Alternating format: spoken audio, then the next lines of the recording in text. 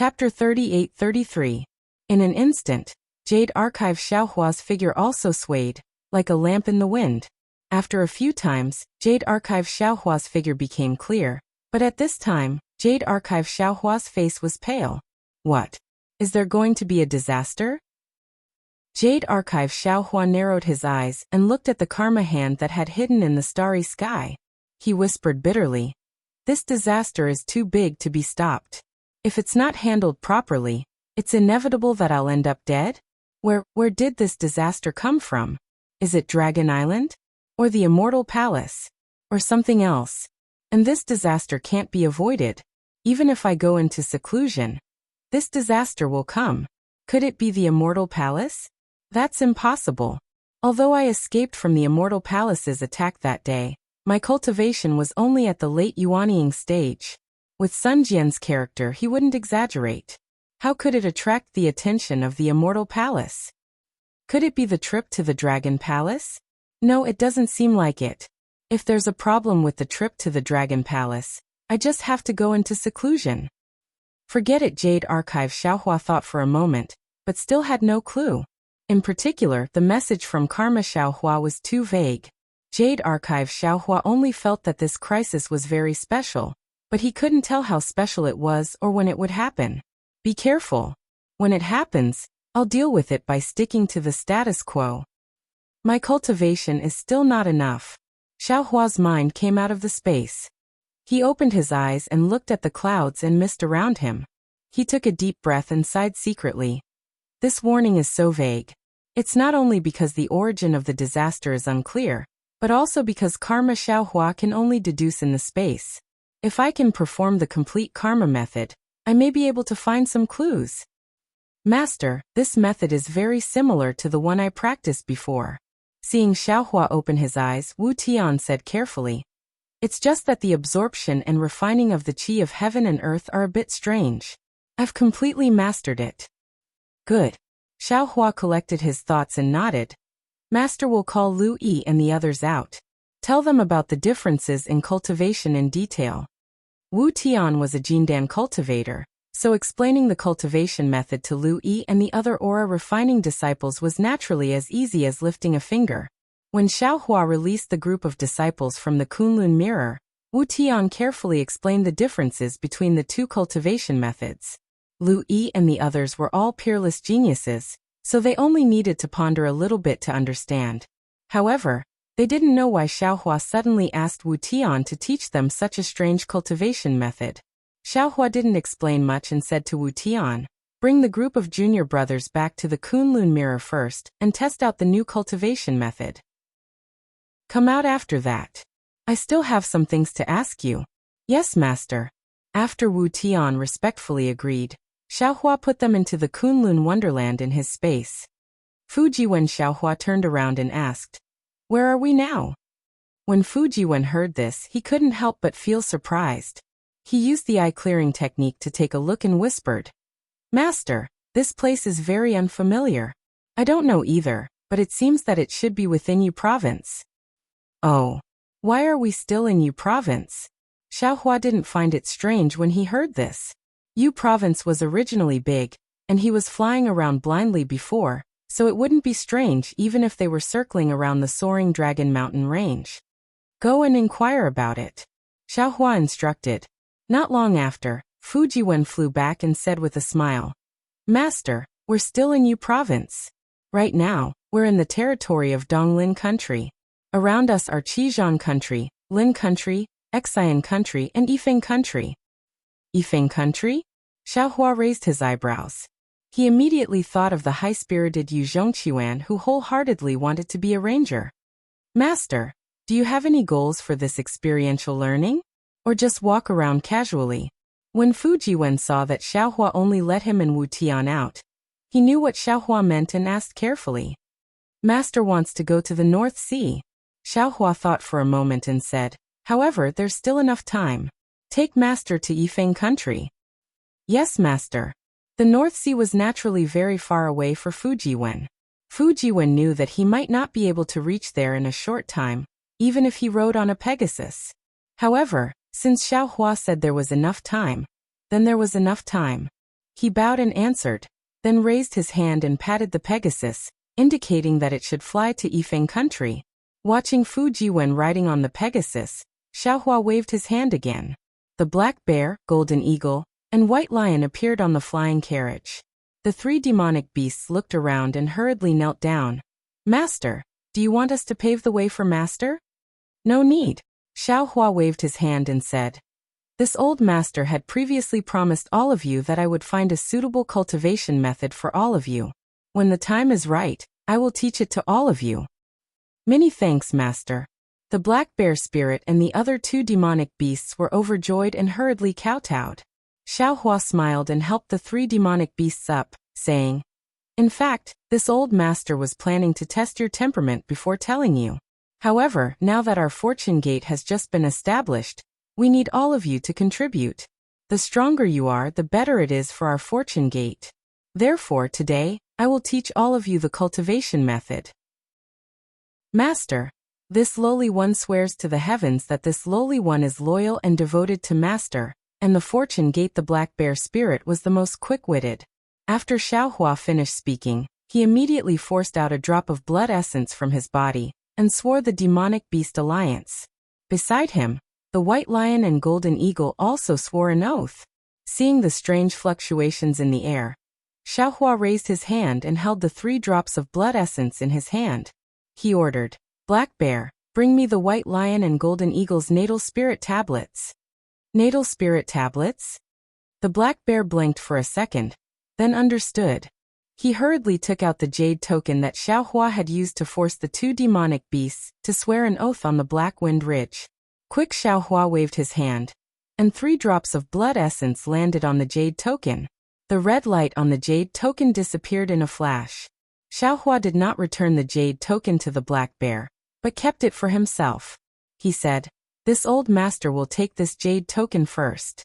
As long as all of you are sincere to our fortune gate and follow this old master will definitely return all of you your freedom after 1,000 years."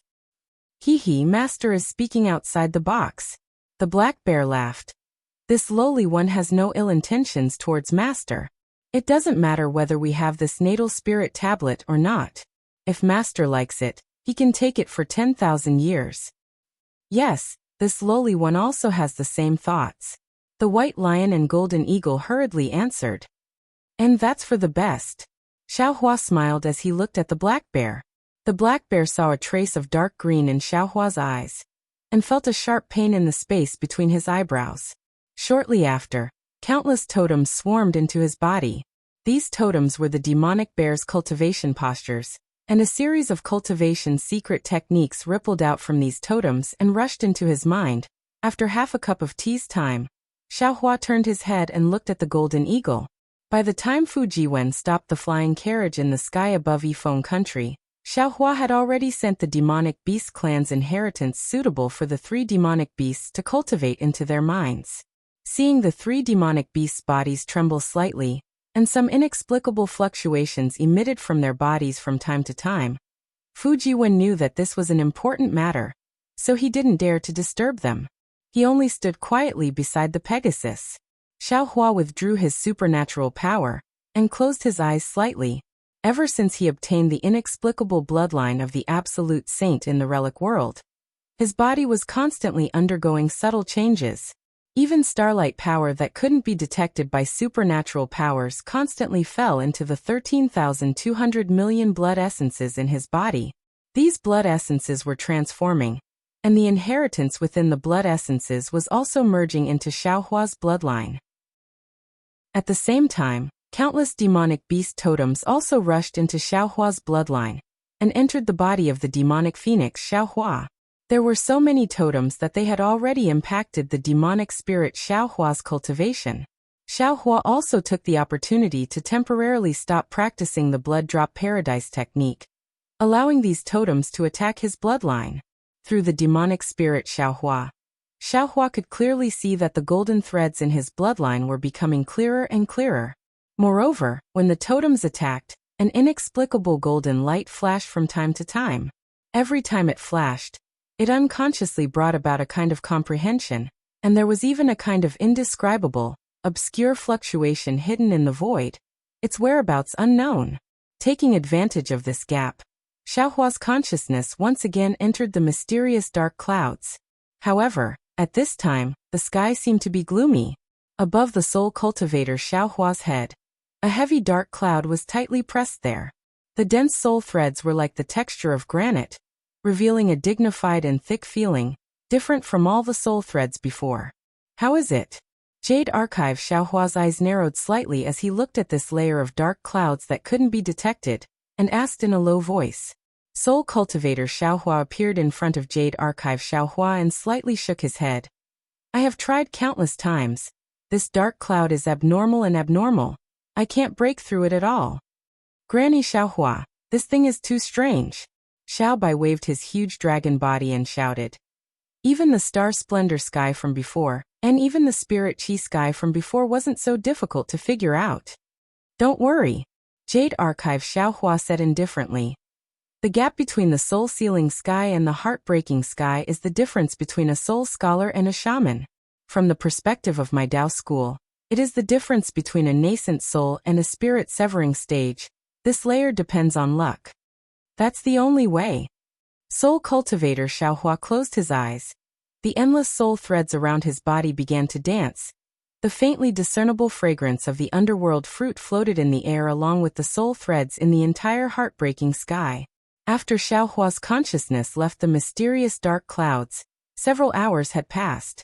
The golden eagle was the first to open its eyes. The confusion in its eyes disappeared in a flash, and then it kowtowed again full of gratitude. Many thanks, Master. At this time, the words Master came from the heart more than ever before. The golden eagle understood in its heart that the master of the Dao school in front of it was far from the human cultivator of the Dao school in the eyes of ordinary people. And Golden Eagle Xiaohua nodded. How much have you forgotten? Master. A trace of fear flashed in the golden eagle's eyes, and it respectfully replied. This little one, has forgotten 70%. Chapter 38-34. So much. Xiaohua was slightly stunned. After all, the inheritance he gave to the golden eagle and the other two demons was not particularly high level. It was just a relatively low-level inheritance among the 13,200 million inheritances. I've disappointed Master. The golden eagle lowered its head and said in a low voice. Xiaohua thought for a moment and asked, just with the remaining 30%, how far can you cultivate? Master. The golden eagle still had a difficult expression as it replied. 5% of the 30% is gradually disappearing. This little one thinks that at most there will only be 25% left. But with this inheritance, this little one doesn't dare to say how far this little one can cultivate. If there is enough time, this little one can cultivate to the Na-Tian realm. And this old man understands. This is not your fault. You can cultivate as much as you want. Xiaohua nodded. This old man has also left a cave residence for you three demons in the Kunlun immortal realm. You can go in and take a look. Many thanks, Master. The golden eagle kowtowed again. After sending the golden eagle into the space, Xiaohua looked at the white lion and the black bear. He was a little curious as to who would wake up first, and how much they would forget. After another hour, the white lion opened its eyes. Its reaction was the same as the golden eagle's. However, to Xiaohua's surprise, the white lion had forgotten 60%, and was also forgetting more than 5%. Hee, it seems that, the more you wake up, the more you remember. After sending the white lion into the space, Xiaohua looked at the black bear spirit who was as timid as a mouse with interest. Although Xiaohua had high hopes for the black bear spirit, the black bear spirit's bloodline was not much stronger than the white lion's. After an hour, the black bear spirit also woke up. He only remembered 5% more than the white lion. However, Xiaohua understood that this 5% was enough for the black bear spirit to cultivate to the devouring the sky realm. It was also enough for the black bear spirit's bloodline inheritance to step into the realm of experts. Perhaps this is all this old man can do now. Xiaohua faced the black bear spirit who was now even more devout and smiled. If you want to transcend mortality and become a saint, then this old man can only help you in the future and replace your blood essence. My greatest ambition in the past was to become the king of Black Wind Ridge. The black bear spirit's answer was not out of Xiaohua's expectations. Right now, this little one's greatest ambition is to guard the door for master. No matter what cultivation this little one has, this little one will always be the black bear that guards the door for master. Haha, go and cultivate. Xiaohua waved his sleeves and sent the black bear spirit into space. He said, I'm looking forward to having a great demon saint to guard my cave abode. After sending the black bear spirit into the space, Xiaohua released the golden eagle and asked a few questions. The result did not disappoint Xiaohua. There were 6 solar stars and 3 lunar stars in the space.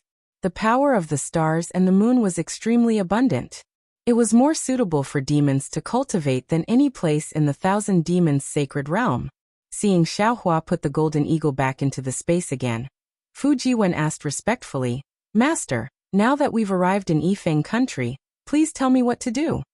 However, before Xiaohua could say anything, Fu Jiwen's body suddenly trembled. Then strands of true qi emerged from the top of Fu Jiwen's head in an extremely disorderly manner. In particular, there were inscriptions condensing into formation talismans that flew out without warning. Some formed flying swords, some formed armor, and some even rushed towards Xiaohua. Master, save me. Fu Jiwen's face was ashen, but his trembling limbs did not seem to listen to Fu Jiwen's control. Even when Fu Jiwen called for help, the corners of his mouth twitched. Sai Xiaohua sighed. With a wave of his hand, he restrained Fu Jiwen. With a grab of both hands, thousands of inscriptions fell into his hands and transformed into the shape of a broken scroll. Looking at the flickering clouds of the inscriptions in the scroll, Xiaohua shook his head slightly. Disciple, what Master was worried about has finally happened. Master Fu Jiwen was ashamed. He said, this disciple is ashamed of Master's guidance. You can't say that you're ashamed. Xiaohua said, looking at your diligent cultivation and rapid progress. Actually, Master is very happy in his heart. However, when Master first saw you, you were still a scholar. Your cultivation was just refining essence into qi, and you could be considered a scholar. In just a few decades, you actually broke through to the realm of great confusion. If this news were to spread, I'm afraid it would scare people to death. Disciple, do you still remember the maze on Cloud Mountain? In Senior Tsonglongzi's cave, you very boldly said to Master that as long as you accumulated a little bit, you could probably enter the realm of great confusion within 3 years. Do you know how surprised Master was at that time? I'm not surprised at your progress, but rather, I'm surprised that you're biting off more than you can chew. Actually, Master felt that if you could enter the realm of great confusion within 300 years, it would already be very amazing. But what could Master say? You had just condensed the heavenly book and were in high spirits. Although Master was worried, Master could not discourage you. Master could only encourage you at that time. Yes, Disciple Fu Jiwen lowered his head, not daring to say anything more. Disciple, the path of cultivation is a long and arduous one. It takes a lifetime to walk it. Perhaps there are some opportunities that can speed up your cultivation, but shortcuts are never the right way. Xiaohua said very seriously. Any action that is short-sighted will lead to failure.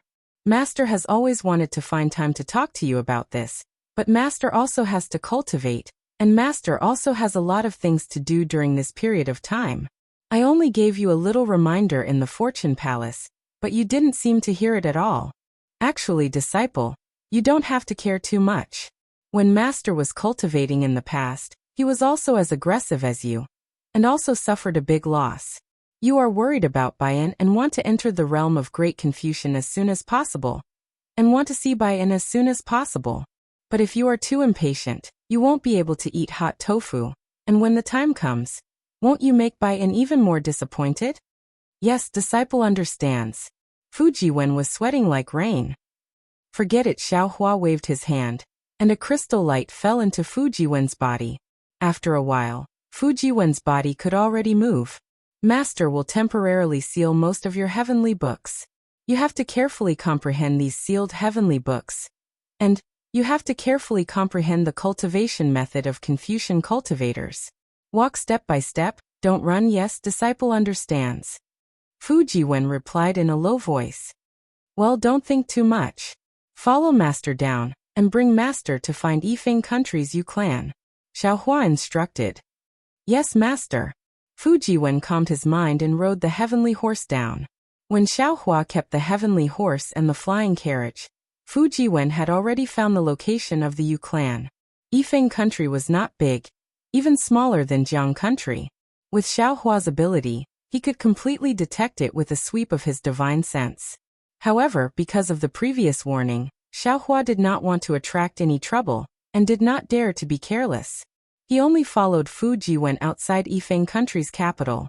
Looking at the not-so-majestic city walls and the simple villagers entering and leaving the city gate, Xiaohua somewhat understood. The Yu clan was not a great family of Confucian cultivators. From the information that Fu Jiwen found out, the Yu clan was only a secondary 7th-rank aristocratic family. The so-called Great Confucian Cultivator that came out was probably many years ago. Only this kind of small country would be able to support the Yu clan. Yifeng country's city gate was also guarded by soldiers, and it seemed that the inspection was very strict. Occasionally, there would be some people who looked like spies being arrested. This made the atmosphere in and out of the city gate a bit tense. However, with Xiaohua's ability and Fu Jiwen's identity as a Confucian cultivator, entering Yifeng country was not a difficult matter. When the two people arrived in front of the Yu residence, Xiaohua frowned again. The layout of the Yu residence was very large, occupying dozens of acres of land in Yifeng city. There were many pavilions, terraces, and pavilions inside. Even the 2 copper lions in front of the residence gave off a kind of steadiness that had been passed down from generation to generation. However, at this moment, this steadiness was broken by some noisy carriages and people wearing court uniforms and military armor. These people's faces carried some nervousness and respect as they hurriedly shuttled in and out of the wide-open residence gate. Some servants wearing embroidered clothes also followed these people in and out, shouting loudly, as if they were announcing and welcoming them. Xiaohua had never liked this kind of bustle, so he simply released his soul consciousness and probed inside the Yu residence for a moment. He said to Fu Jiwen in a low voice, "The person master is looking for is not in the residence. It seems we can only pay a visit." "Yes, master. Please wait here for a moment." Fu Jiwen thought for a moment and smiled. This disciple will use the name of an assassin to visit the Yu clan. I wonder who master is looking for. Yu Zhongqiuan, the young master of the Yu residence. Xiaohua replied. This child is fated with this old man. Today, I have specially come to settle the karma. This disciple understands. It seems this disciple will have another little junior brother. Fu Jiwen said with a smile as he took out the name of an assassin from his bosom. If it's fated, it should be a little junior brother and a little junior sister. Xiaohua's eyes narrowed as he replied thoughtfully. Fu Jiwen took out his name of an assassin, and very politely smiled at the servant who came to greet him. This one is Fu Jiwen. I have specially come to pay a visit to the residence's young master, Yu Zhongqiuan. Please announce him. Upon hearing that Fu Jiwen had come to pay a visit to Yu Zhongqiuan, the servant's respectful face suddenly revealed a trace of strangeness. However, the servant didn't accept the name of an assassin, and only politely replied. So it's young master Fu. This one has been disrespectful. It's just that my family's young master isn't in the residence, so this one has no way of announcing. I hope young master can understand. Oh, where did young master you go? Fu Jiwen was slightly surprised, and asked curiously. Of course, young master you only said that he could find him in Yifeng country. The servant smiled apologetically. This one doesn't know where my family's young master went. Since that's the case, please bring this one's name of an assassin to Uncle Yu's table. This one will ask him personally. Fu Jiwen saw that the servant didn't intend to announce his arrival, so he could only say it himself. The servant was a bit embarrassed, and smiled apologetically. It's not that this one doesn't want to announce it to young master.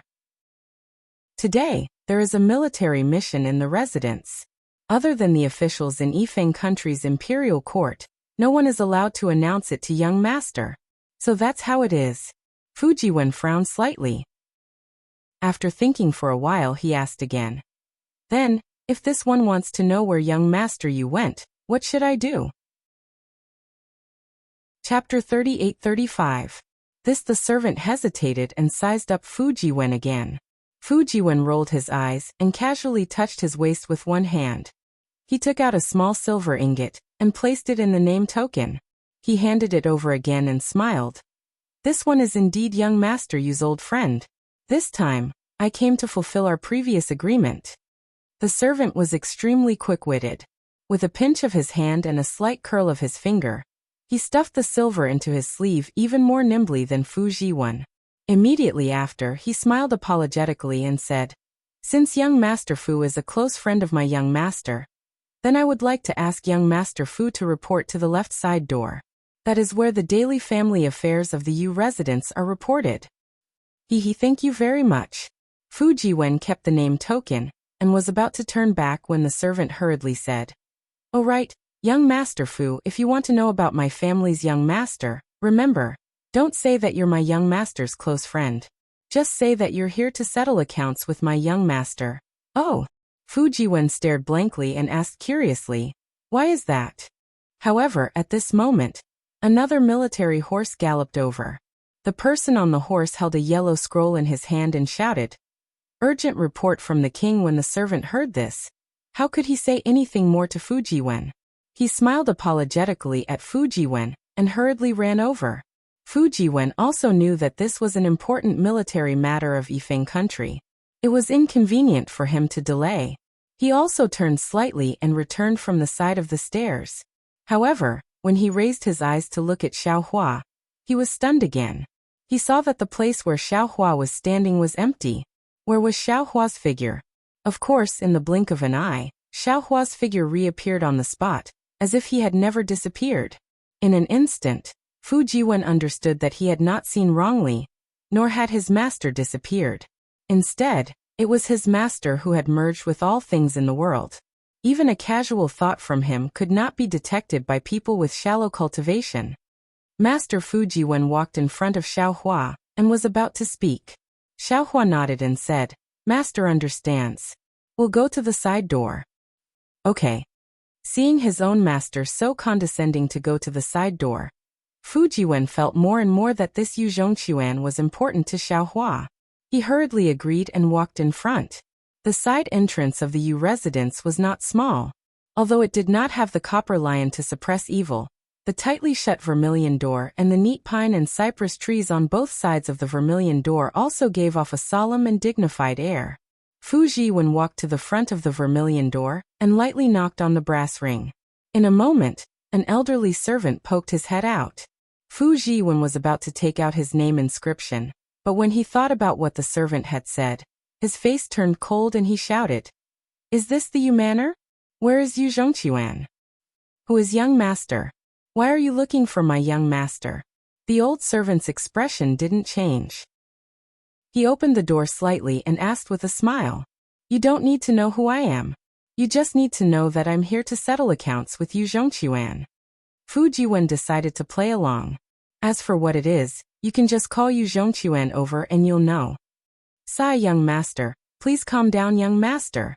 The old servant didn't find it strange and hurriedly bowed. "My young master is not in the residence right now. This old servant apologizes to young master on behalf of my young master. This has nothing to do with you." Fu Jiwen couldn't bear it, but he still said, "You just need to tell me where Yu Zhongquan went." "This old servant doesn't know where my young master went," the old servant replied fluently. "If young master needs any compensation, feel free to ask." "No need," Fu Jiwen said resolutely. "Every injustice has its perpetrator and every debt has its debtor. This humble one will only look for Yu Zhongquan. Sigh, then please wait a moment." The old servant sighed again and closed the door. He turned around and seemed to be reporting. Fu Jiwen turned to look at Xiaohua. Xiaohua was also somewhat helpless. After all, he was here to form good karma with the Yu family. Forceful means might be effective, but Xiaohua always felt that it was disrespectful to the Yu family. He wouldn't be able to explain himself to Yu Zhongquan in the future. A moment later, there was a sound from behind the vermilion door. Xiaohua's soul sense swept over, and a strange expression immediately appeared on his face. Sure enough, when the vermilion door opened again, a family guard wearing embroidered clothes came out. Wasn't this one of the 2 family guards who escorted Yu Zhongquan back then? However, those 2 family guards didn't report their names from beginning to end, so Xiaohua didn't know their names. The family guard pushed open the door and looked at Fujiwen. He frowned and said, "This young master, I don't know how my young master offended you. My young master isn't here now, so if you have anything to say, just say it. As for my young master's whereabouts, forgive me for not being able to tell you." Not waiting for Fujiwen to make up a story, Xiaohua's figure flashed and arrived in front of the family guard. He opened his mouth and said, "It is this Xiao who came to look for Yu Zhongquan. Do you still remember this Xiao?" Xiaohua's sudden appearance in front of the family guard gave him a fright. The family guard abruptly retreated, true energy actually appearing around his body. He shouted with extreme vigilance, "You! Who are you?" And Xiaohua smiled and looked at the family guard. He said expectantly, "Could it be that you have already forgotten? When Yu Zhongquan ran away from the marriage, Yu's 7th uncle Yu and another family guard went to Bronze Pillar Country to chase after him. You even ran into bandits on the way." That the family guard looked at Xiaohua up and down, somewhat puzzled. He smiled and said, "This Daoist Xiao, this one doesn't know what Daoist Xiao is talking about. When did he run away from the marriage?" "Ah!" Xiaohua's eyeballs almost fell to the ground. He said in shock, "Yu Zhongquan, how many times did he run away from the marriage?" "Ai Daoist Xiao should know. Every time my young master ran away from the marriage, he was chased back, and every time he was chased back, he would run away again after a few days." The family guard said with an extremely bitter smile, "To tell the truth, this one already can't remember how many times my young master ran away from the marriage. Granny, this Yu Zhongquan, isn't he too strange?" Xiaohua really didn't know whether to laugh or cry. He had only heard of people running away from the marriage, but he had never heard of people running away from the marriage to the end.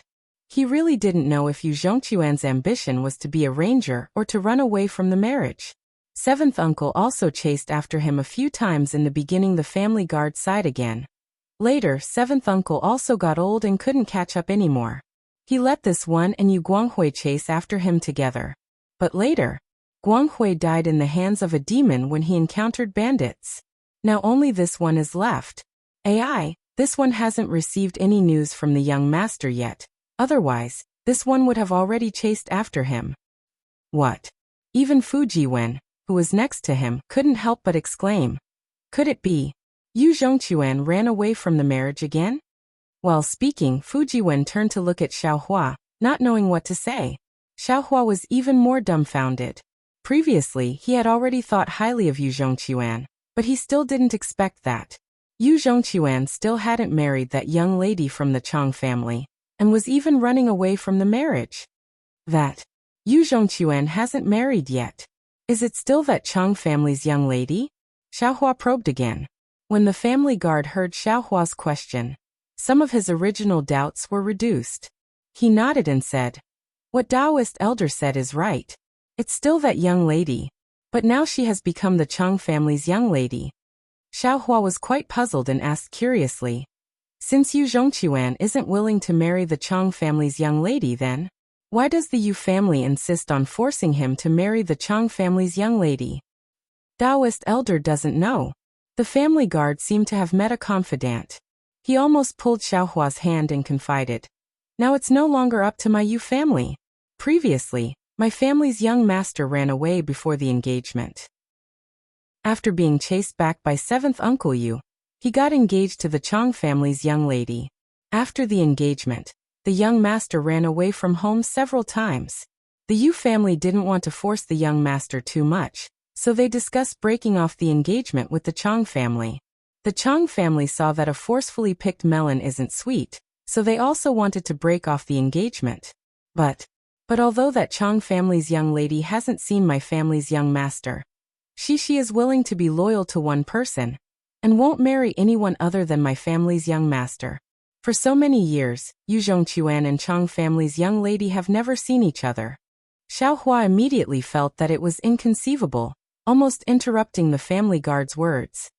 "That's not it," the family guard explained. This was what the Chang family's young lady said at the beginning. Later, my family's master thought that it might be because the young master hadn't seen the Chang family's young lady's appearance, so he refused. Later, he simply tied up the young master and brought him to see the Chang family's young lady. But even after seeing her, the young master was still unwilling. Could it be that the Chang family's young lady is vulgar? Xiaohua seemed to understand. Taoist elder is wrong. The family guard shook his head and said, the Chang family's young lady is a famous beauty in Xian country. She is proficient in zither, chess, calligraphy, and painting. How could she be vulgar? Then that's strange. Xiaohua was greatly puzzled. Fujiwen smiled. Master, it's said that a tortoise meets a mung bean, and their eyes match. I think these two people are not fated to be together. Not fated to be together? Xiaohua frowned. From the current situation, it seemed that it was very different from what he had imagined. How should I address you, my dear friend? Fujiwen smiled. It seems that you are also a trusted aide of the Yu family. Every time young master Yu escapes travels, you are the one who goes to find him. Oh, I'm Haiming. The family guard smiled bitterly. Of course, I grew up with young master. But why do I have to go down to find young master? It's not because of this. It's because my face is very thick. After young master gets into trouble, I can help him clean up. Fujiwen asked curiously. Brother Yu, what do you mean? Sai, there's something young master doesn't know. Yu Haiming explained. My family's young master didn't just leave home to escape from marriage. He also wanted to be chivalrous. Every time he goes out, he has to do some good deeds that are neither good nor bad. Every time. He tries to be clever but ends up making a fool of himself. Just as Yu Haiming said this, he heard a soft and rather dignified cough from behind him. Haiming, who are you talking to? Hearing this voice, Yu Haiming's face immediately turned pale. He hurriedly shut his mouth. Without turning around, he immediately shouted, Master, why did you come out from the side door? Chapter 38-36. Naturally, Xiaohua had long sensed that someone was coming. At this time, he raised his head and saw the vermilion door open. A tall and sturdy old man about 60 years old dressed in embroidered clothes walked out from inside. Behind him were several guards with swords. Although this old man was slightly old, his spirit was very good. His ruddy face vaguely resembled Yu Zhongquan's. The old man didn't answer Yu Heming's question at all. He coldly snorted and said, This old man is asking you, who are you talking nonsense with? Aren't you afraid of my Yu family's family law? Master, please forgive me. Master misunderstood. Yu Heming hurriedly bowed and said, This is Xiao Daoist and his disciple.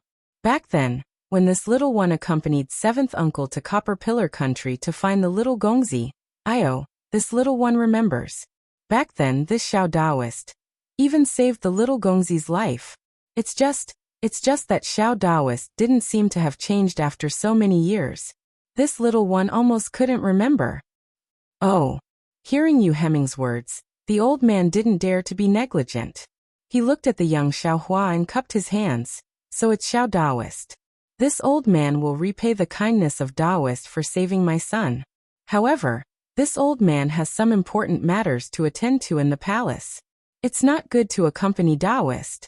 Heming, go find the accountant and withdraw 1,000 taels of gold. Respectfully give it to Xiao Daoist. Yes, master.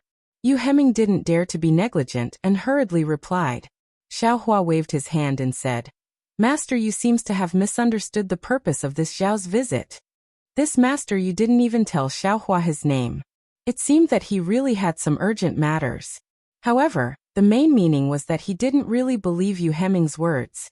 Now that he heard Xiaohua speak, he couldn't help but ask with interest, Oh?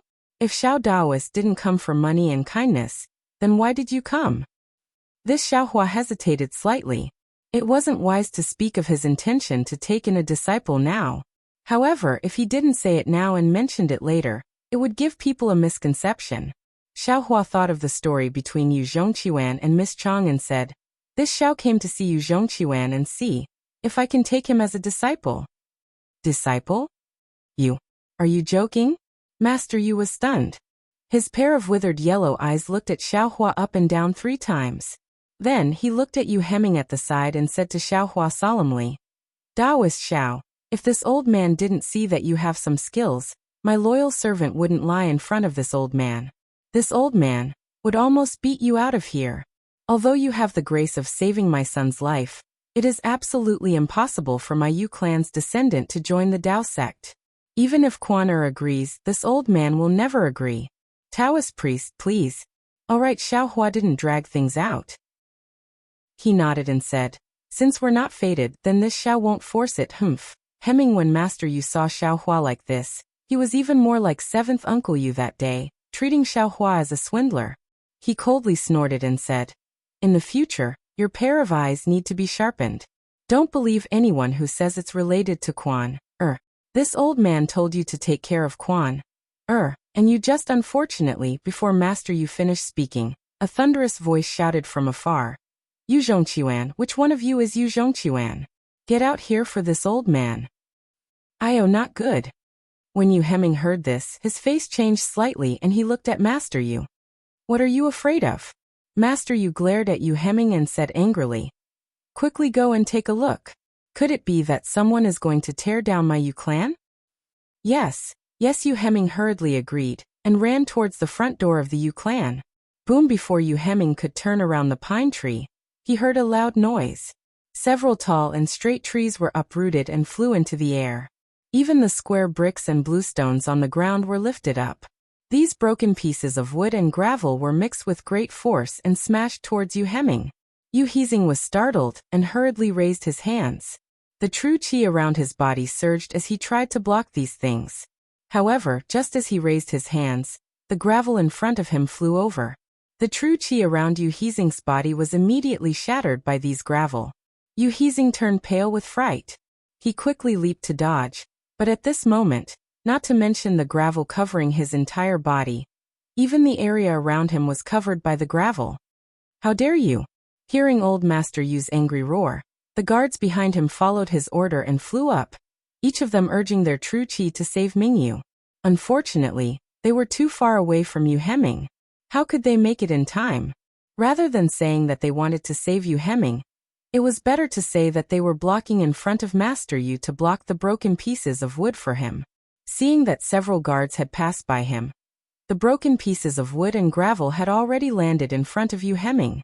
Master Yu was shocked. He didn't expect that the intruder's strength would be so strong. Moreover, he was ruthless and didn't show any mercy. However, it was too late for him to make a move now. Master Yu raised his hand and put it down again, watching coldly.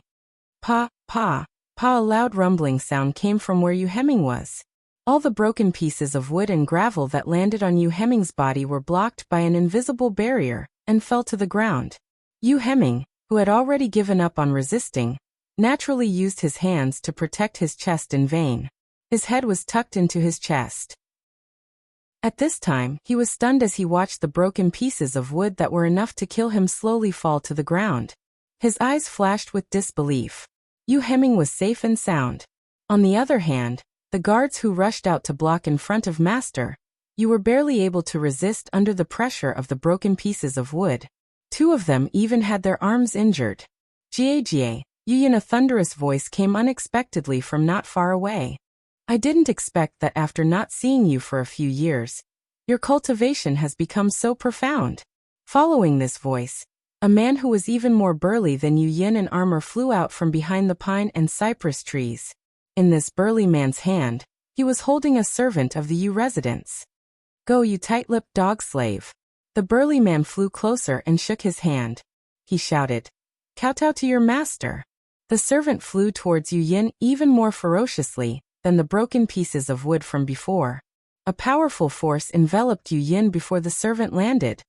Yu Yin sucked in a breath of cold air, and his eyes flashed. He didn't dare to stay in the same spot any longer.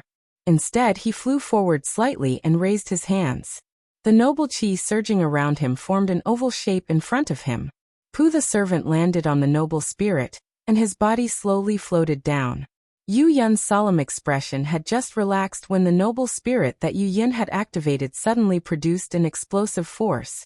With a loud boom, Yu Yun's body was sent flying back a few feet. The servant who had originally landed and the few guards who had blocked the broken pieces of wood were also sent flying by this explosive force. Ha ha ha, old man you, it seems like you haven't changed much from before. You've been living like a dog all these years. With a loud laugh, the burly man landed from midair, and the entire ground shook slightly. Looking at the burly man in armor in front of him, Yu Yin sneered, Sima Minghong, are you here to find someone or to provoke me? Are you representing the Sima family or yourself? Yu Zhongquan is the legitimate son of your Yu family, right? Sima Minghong looked at Yu Yin and asked indifferently. Yes, he is my son. Yu Yin nodded and replied sarcastically. Could it be that Brother Sima has a dispute with my son? Not to mention your son, even you. What qualifications do you have to fight with me? Sima Minghong snorted arrogantly. Sima Mingguang has the qualifications to say this, but you don't. Yu Yun's expression didn't change as he retorted sarcastically. Hee, don't worry. If you can't uphold justice for my Sima family, I'm afraid that my patriarch will say this to you face to face. But when that time comes, you should know the result. Sima Minghong wasn't angry. He waved his hand and said, Yener, quickly come over and tell your story to the patriarch of the Yu family. He will definitely uphold justice for you. It was only at this moment that a frail-looking scholar walked over from the end of the pine and cypress tree. Not only was this scholar young, but his face was also pale. Although the brocade robe on his body was bright, his left sleeve was fluttering in the wind. It was obvious that he didn't have a left arm. Junior Sima Yen greets Uncle Yu. The scholar walked in front of Yu Yun, bowed with difficulty and said, Junior's matter requires Uncle Yu to uphold justice. Seeing Sima Yen like this, how could Yu Yun not know why he was here? Yu Yun's mouth was filled with bitterness. He raised his hand and said, Nephew Sima, please rise. May I know when you met my son, and how did you get into a dispute with him? Dispute? Sima Minghong sneered. My Sima family doesn't dare to have a dispute with the Yu family's son. My Yener couldn't cultivate since he was young, and could only read books. It can be said that he doesn't even have the strength to truss a chicken. Your son relied on his cultivation and knew some bullshit swordsmanship to bully the weak.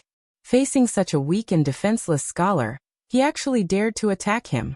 Old man Yu, if you don't uphold justice for my Yu family today, do you believe that I won't tear your Yu family apart from the outside? Sima Minghong. Yu Yin sneered and said, although this old man's son is unfilial and has many shortcomings, this old man knows that he has always been reasonable and abhors evil. If it isn't something that he can't stand, he absolutely won't act. This matter can't be just based on nephew Sima's side of the story. What do you mean by he didn't like? What he didn't like was something that he should attack. Sima Minghong sneered. Not to mention that there are officials and laws in this world. There are also Confucian laws. Even if there weren't any, he shouldn't have attacked a weak child. Sima Minghong kept mentioning laws and saying that Yu Yin didn't have the strength to truss a chicken. These words made Yu Yun's mouth extremely bitter. Chapter 38-37. Uncle, please uphold justice for your nephew. At this moment, Sima Yen took the opportunity to speak. He knelt on the ground and said, a few days ago, your nephew brought a group of guards to the outskirts for a walk. We met a few villagers who bumped into your nephew's carriage and dirted your nephew's brocade robe. Your nephew didn't want to escalate the matter and only wanted to ask for 1 or 2 copper coins to teach them a lesson. But at this moment, your noble son descended from the sky. Not only did he disperse the guards who were protecting your nephew indiscriminately, he even cut off your nephew's left arm. He kept saying that he wanted to get rid of violence and bring peace to the people. Uncle, this little nephew only wanted to teach the villagers some etiquette and some lessons. How did it become cruel? Nephew, please get up. Yu Yun's face was a little green as he raised his hand and said, it does sound like this old man's son is in the wrong. However, this old man has already said that what nephew said is only the opinion of one person. This old man still wants to ask my son. If it is really his fault, this old man will definitely cut off his left arm as an apology for you. Thank you, uncle. Sima Yen stood up, trembling. He looked very weak. Yu Yin looked at Sima Yan's left arm and bit his lip. He understood that if an ordinary disciple's arm was cut off, it might not be able to be reborn. But how could a disciple of a scholarly family be cut off just like that? Since the Sima family didn't want to reattach Sima Yan's arm, they naturally had other plans. Quickly call Yu Zhongquan out, Sima Minghong shouted.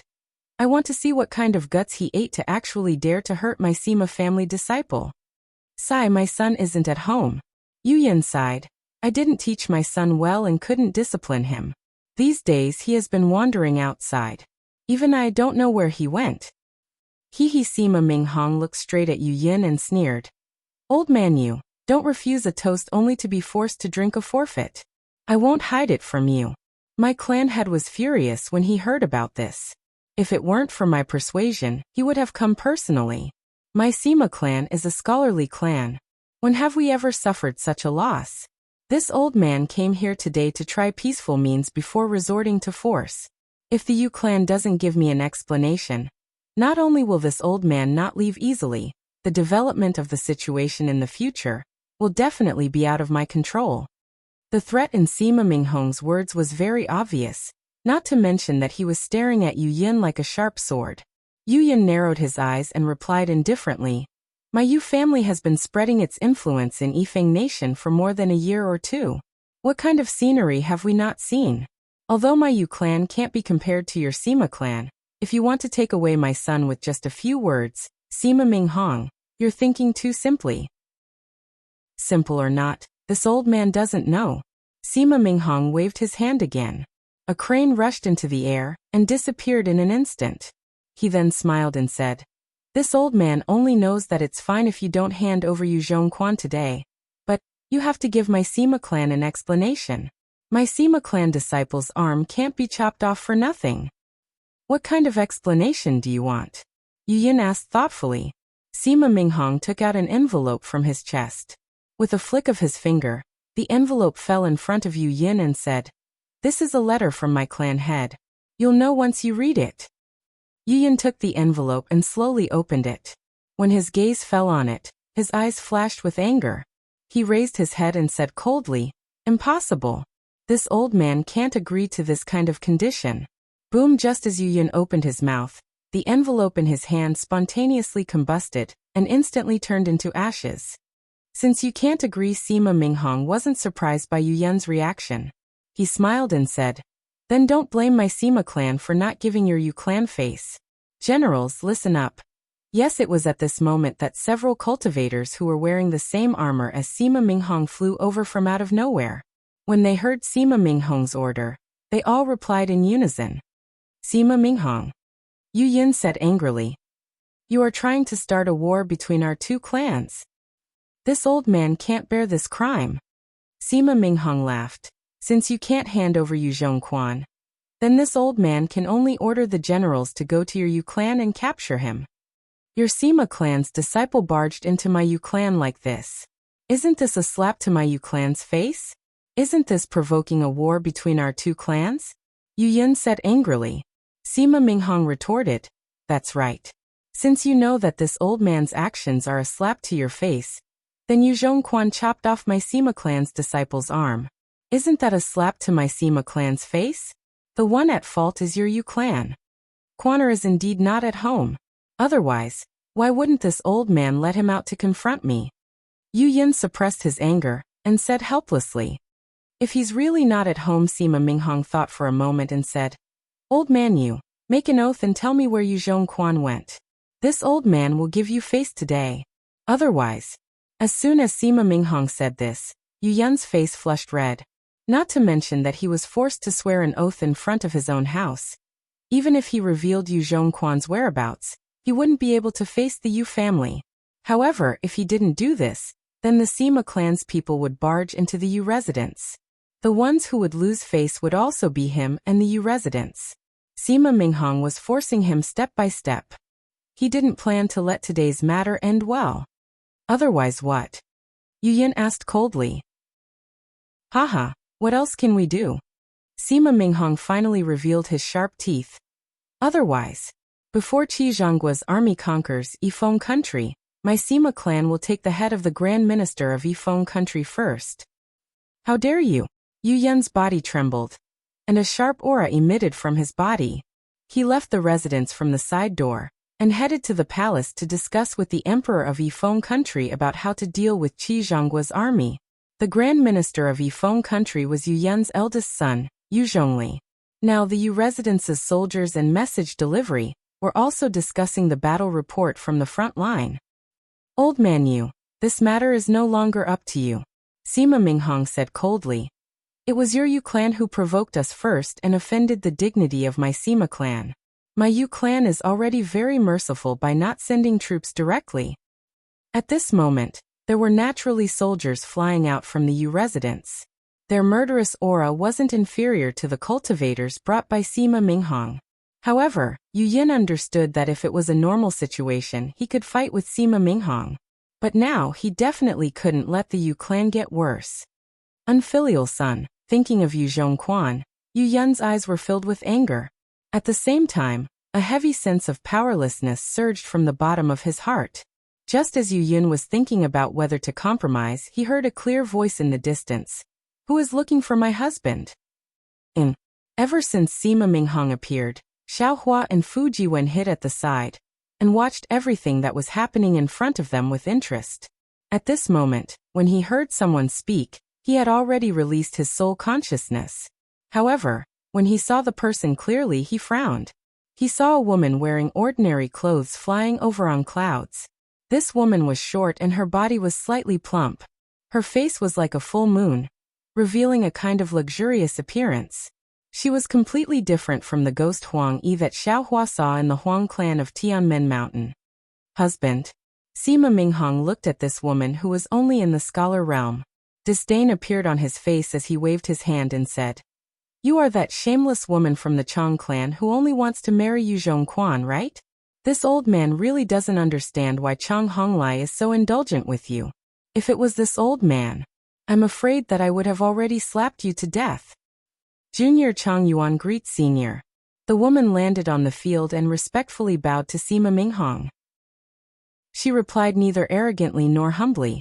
Fortunately, this junior's surname is Chang and not Sima. My father had a great scholar teach this junior about filial piety. Since young, this junior has known the principle of being filial to one's parents. Since this junior has already been betrothed to Yu Zhongquan, then this junior is Yu Zhongquan's wife. Even if my husband doesn't want this junior still has to keep my chastity for my husband. If this becomes the Sima clan's shameless, then this junior doesn't know what the Sima clan's so-called fickle woman is called in the Sima clan. Yu Sima Minghong's face was slightly red, and he was rather embarrassed. Sima Yan's eyes lit up and he said frivolously, So this is the Chang clan's young lady. This junior has long heard of you. Now that I see you, you really live up to your reputation. Although Yu Zhongquan is your husband in name, you two are not husband and wife in reality. Moreover, Yu Zhongquan is already a grasshopper after autumn. Not many people can survive. This junior advises you to make early plans. It is my fortune to be able to marry someone with such great ambitions like Yu Lang. Even if I have to die with my husband, it will be worth it. Chang Yuan looked at Sima Yan with disdain and sneered. It's still better than someone who got his arm chopped off by a woman and lived an ignoble life. Chang Yuan's words immediately pointed out the question that Yu Yin couldn't ask, and even exposed Sima Yan's scars. Sima Yan's face was filled with shame and anger. Shut up. Sima Minghong scolded Sima Yan and asked Chang Yuan. Chang clan's young lady, did you come here on your own or on behalf of Xian country's Chang clan? This junior naturally came here on my own. This has nothing to do with my Chang clan or Xian country. Chang Yuan replied faintly. Moreover, this junior is clear about Senior's intentions. Since my husband isn't here, if Senior has any problems, please come to this junior. You. Sima Minghong was really caught off guard. He really didn't expect Chang Yuan to come. He also didn't expect Chang Yuan to stand up for Yu Zhongquan. Chang Yuan was right. Although Chang Yuan and Yu Zhongquan weren't married, and Yu Zhongquan had been running away from the marriage, they were still engaged. Chang Yuan could replace Yu Zhongquan's matters. Chapter 38:38. Yu Yin was truly moved. Chang Yuan's appearance instantly pulled the Yu family out of an extremely awkward situation. and blocked the Sima family's meticulous plans. He opened his mouth and said, "You don't have to." Father Chang Yuan's face was slightly red, as if it was the first time she had been called that. "This is a matter between the boy and my husband. You don't have to worry about it." "All right," Sima Yin laughed nastily and said, "Since you're willing to stand up for Yu Zhongquan, then I'll take one of your arms today. If you're willing." "Shut up." Without waiting for Sima Yin to finish speaking, Sima Minghong berated again. If it was Yu Zhongquan, this old man would naturally take one of his arms first, and then send it to my Sima family. However, since you're Yu Zhongquan's wife and a disciple of the Chang family, you can keep this arm first and wait until we return to the Sima family. It doesn't matter." Chang Yuan replied indifferently, "I'm Yu Zhongquan's wife now. It has nothing to do with my Chang family." Hearing this, everyone understood that the Chang family definitely didn't want to offend the Sima family. All of this was done by Chang Yuan on her own initiative. Father, at this moment, a man wearing an official's robe who looked similar to Yu Zhongquan rushed out from the side door. He held a bloodstained tiger tally in his hand and said anxiously, "Donglin country has already sent out their troops. Their grand tutor has brought a group of disciples and is approaching the capital city." Hearing this, Yu Yun's face became anxious. His gaze fell on Chang Yuan and he said in a low voice, "This is urgent. Yuaner, I'll have to trouble you for now. Let's go." Sima Minghong saw that the situation was hopeless and that the Sima family couldn't get any benefits from Yifeng country for the time being.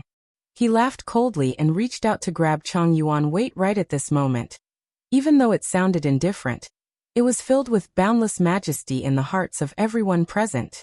Sima Minghong was slightly startled, and he looked towards the source of the voice with great vigilance, only to see a tall and skinny Dao sect cultivator slowly walking over. Wasn't that Xiao Hua, who had been watching the show from the side? Sima Minghong frowned, and his eyes flashed with confusion. When he arrived in front of the Yu mansion, he had already seen the surrounding situation clearly.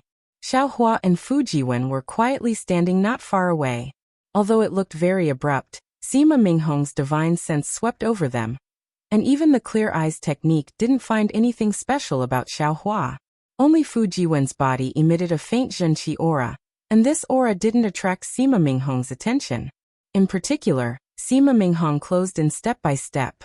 Although the Yu clan's patriarch, Yu Yun, kept defending himself, Yu Yun didn't even look at Fu Jiwen who was beside him.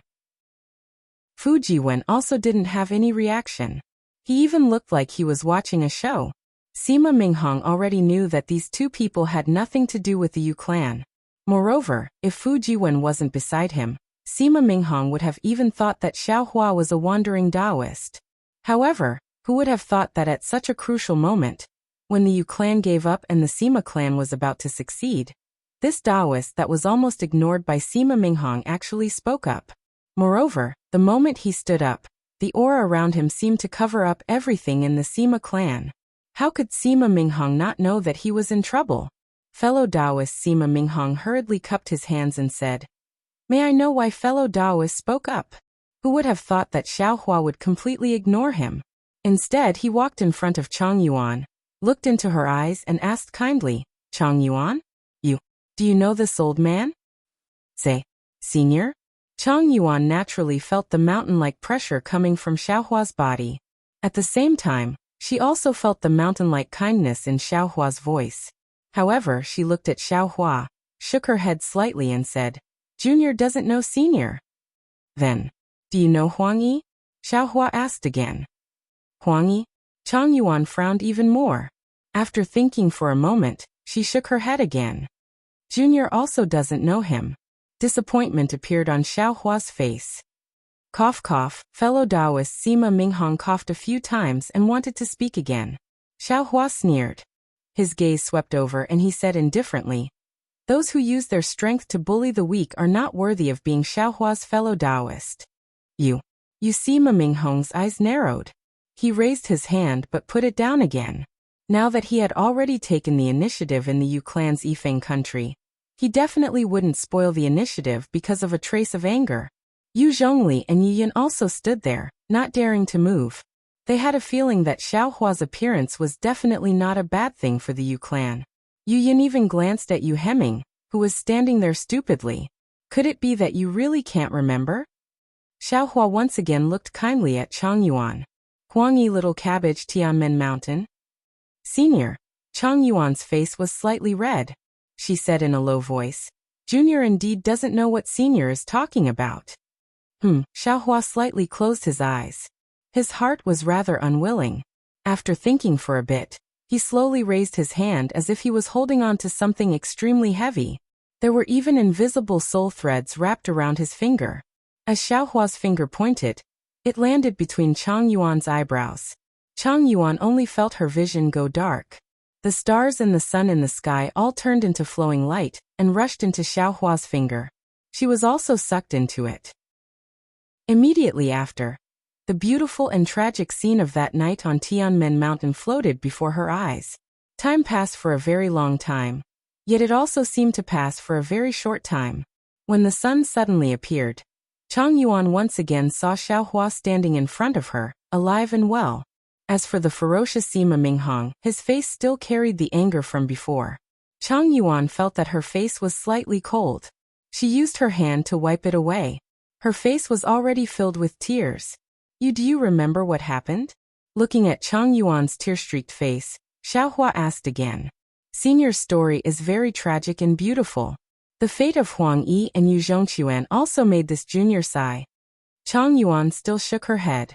But this junior is Chang Yuan, not Huang Yi. Alas, forget it. Xiaohua sighed. Human strength is sometimes limited. This Xiao can't cover the sky with one hand. Thank you, senior. Chang Yuan bowed slightly. Do you need this old man to take action? Xiaohua looked around and asked softly. Chang Yuan shook her head. There's no need to trouble senior. Huang Yi can turn into a cabbage and live an ignoble life for Yu Zhongquan. Why can't Chang Yuan die with Yu Zhongquan? Senior has nothing to do with this junior. How can this junior let senior take risks? While speaking, Chang Yuan's eyes flickered. She hurriedly bowed to Xiaohua again. Wait. Suddenly, Xiaohua's body shook. He hurriedly said. You, open your eyes and let this old man take a closer look. This Chang Yuan was somewhat embarrassed. He, this old man is old enough to be your grandfather. Xiaohua said with a smile. If this old man's guess is correct, you must be the person this old man is looking for. Okay. Chang Yuan bit her lips. She opened her eyes and looked straight at Xiaohua. Just as expected. Xiaohua stared at Chang Yuan's pitch-black pupils and carefully examined the details inside. His impression of Huang Yi's appearance was basically from Huang Mingxiang's, but he had an extremely deep impression of the soul condensed into eyes. Huang Yi's ghost cultivation divine ability was called Seven Eyes Beautiful Fire. Her eyes contained an extremely powerful ghost fire. These eyes were exactly the same as her eyes when she was alive. They were completely different from Huang Mingxiang's eyes on Tianmen Mountain. But the strange thing was that the soul's eyes that Xiaohua had a deep impression of were exactly the same as Chang Yuan's in every detail. Say senior. Chang Yuan had never looked straight at a man for such a long time. She said somewhat shyly. Junior Chang Yuan. Xiaohua said with a smile. The so-called eyes are the god of the heart, and the heart is the master of the soul. If a person falls into the cycle of reincarnation, everything in the past will be counted as the past, and everything in this life will be reborn. However, although reincarnation can erase the appearance of the soul, it can't erase the soul's core. Although you can't remember your past life, and it's different from your past life, but your soul, your heart, and your eyes haven't changed. You are the person this old man is looking for. A trace of surprise and excitement appeared on Chang Yuan's face. But Junior, you don't need to remember who you were in the past. Moreover, this old man will make you forget. Xiaohua raised his hand and lightly tapped between Chang Yuan's eyebrows. He said with a smile, you only need to know that from today onwards, you are this old man's disciple. Even if the Yu clan can't make a decision for you, even if the Chang clan doesn't want to stand up for you, with this old man here, not to mention Sima Minghong, even if the entire Sima clan comes, this old man will definitely not let you suffer the slightest grievance. Say senior. Chang Yuan's heart gave birth to incomparable trust in Xiaohua. But suddenly asking her to become his disciple really made it difficult for her. Junior is a Confucian cultivator, not a Tao cultivator. He junior sister. Fu Jiwen, who had been standing respectfully at the side, said with a smile, not only is Master's Tao cultivation unfathomable, his Confucian cultivation is also as vast as the sea. I have only been Master's disciple for a dozen years, and I have already reached the stage of qi refinement and soul return. What are you still hesitating for? While speaking, Fu Jiwen opened his mouth and a mouthful of true qi rushed into the sky, causing countless noble qi to fall down with a loud bang. Fu Jiwen's heavenly book was indeed sealed by Xiaohua, but the true qi in his chest was not fake. Although he did not reach the stage of qi refinement and soul return, he still had the late stage of qi refinement. At the side, Sima Minghong and Yu Yun's expressions changed. Sima Minghong even reached out and grabbed a scroll in his bosom. Master also wants to take Yu Zhongqiuan as his disciple. The two of you can be under this Zhao's tutelage. Wouldn't that be a wonderful thing for eternity? Xiaohua said with a smile. But Chang Yuan asked again. Junior still doesn't know Senior's name. This old man is the Dao Sect's Xiaohua. Xiaohua replied amiably. Although Xiaohua's voice was soft, in the eyes of others, it was no different from a bolt from the blue. What? You are Black Wind Mountain's Xiaohua, Taoist Master Xiao? Sima Minghong almost could not suppress his cry of surprise. At the same time, he suddenly thought of the attack that was blocked when he was showing his might. What? Do I not look like it? Xiaohua slightly frowned. He raised his eyes to look at Sima Minghong, who he did not know before. He did not understand why everyone was so surprised. Chapter 38-39. You're the one who broke the Immortal Palace's inescapable net formation at Black Wind Ridge, swallowed 100,000 heavenly soldiers in one gulp, defeated the giant spirit immortal general with one strike, and force-perfected Lord Qingyuan to return to the Immortal Palace. Taoist Xiaohua? Admiration appeared in Chang Yuan's eyes, and she almost stuttered as she asked, What are you talking about? Xiaohua touched his nose, not knowing whether to laugh or cry.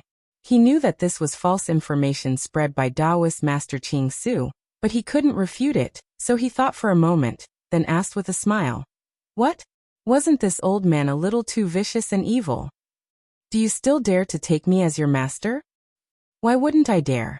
When she didn't know that Xiaohua was the Immortal Palace's enemy, Chang Yuan was still somewhat hesitant, but now Chang Yuan actually stiffened her neck and said, When Disciple came to Yifeng country, Disciple first sent a message to Chang family, but Chang family really hurt Disciple's heart. You family, Disciple didn't dare to say anything, but Disciple felt that if Yu Lang was here, he might end up like Disciple. In the eyes of aristocratic families, the life and death of an individual can never compare to the prosperity of the family. Master dared to challenge the Immortal Palace, so your name has already spread throughout the hidden immortal realm. It's Disciple's honor to be able to take you as my master. At this point, Chang Yuan's face, which had always been strong, became somewhat distressed. If Disciple doesn't take you as my master, the outcome will be death, but if Disciple takes you as my master, the worst outcome will also be death. Moreover, if Disciple takes you as my master, Disciple can still meet Yu Lang. Then why wouldn't Disciple take you as my master? Immediately, Chang Yuan bowed and said, Disciple Chang Yuan greets Master. After Chang Yuan kowtowed 9 times, Xiaohua helped her up with a smile and said, Kowtowing 9 times means you're my disciple, and I'll bear all your karma. Yes, Master. Chang Yuan nodded and obediently stood beside Fu Jiwen. Hee, congratulations Master, congratulations little junior sister.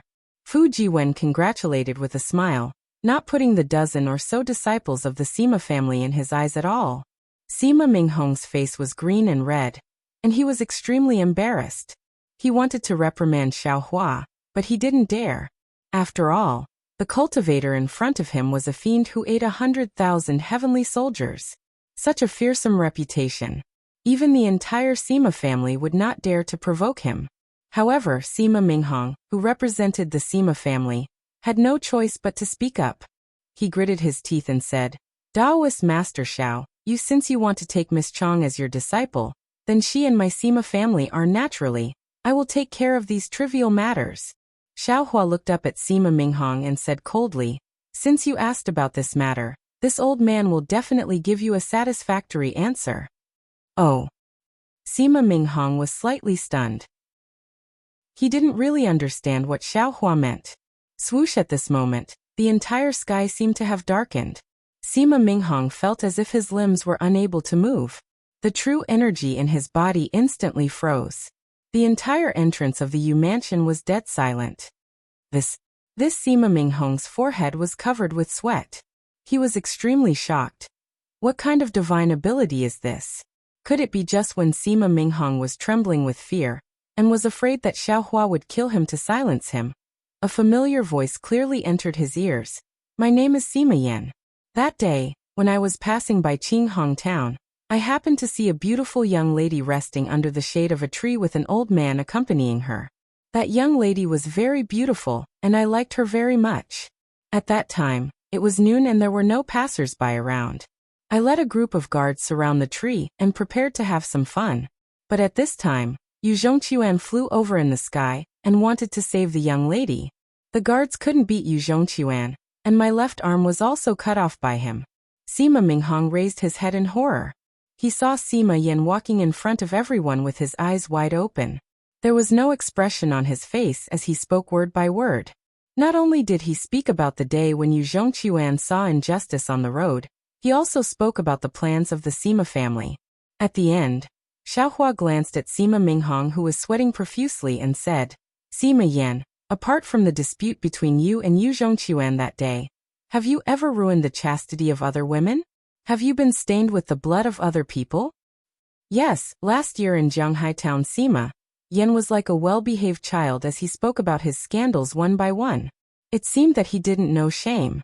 Xiaohua only heard a few things and his face was already filled with anger. He waved his hand and said, Enough. Yes. Sima Yan obediently listened. Xiaohua looked at Sima Minghong and said coldly, Sima Minghong, this is your Sima family's disciple? He is really brave. Sima Yan really deserves to die. Sima Minghong suddenly felt that the sky was bright and he could move again. He hurriedly said, This one will take him back to the family and ask the family head to punish him. My Sima family wrongly blamed the Yu family, and will definitely come to apologize in the future. Sima Yan looked at everyone and listened to Sima Minghong's words. His face was pale as if he thought of something. He said a few words but didn't know what to say. Haha, Xiaohua laughed and said, You killed 3 people and defiled several women. When you return to your Sima family, you will only be punished. Your Sima family's rules are also very good. It's a pity that you met this old man.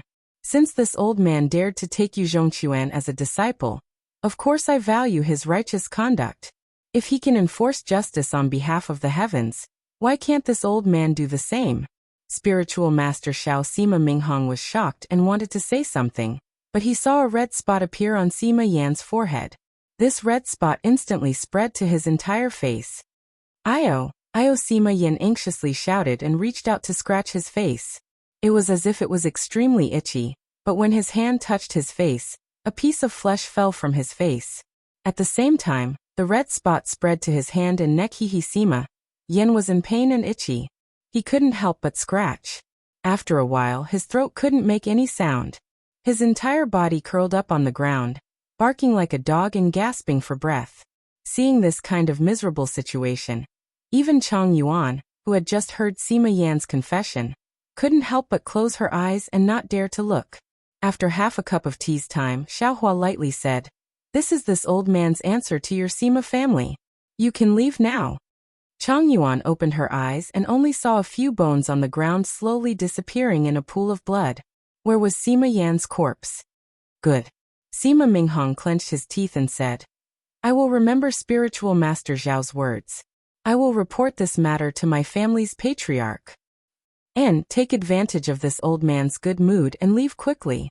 Xiaohua waved his sleeves and said, You can find this old man to take revenge, but don't involve others. If this old man finds out that your Sima family is doing something else, don't blame this old man for being ruthless. I don't know if your Sima family's disciples can even fill the gap between this old man's teeth.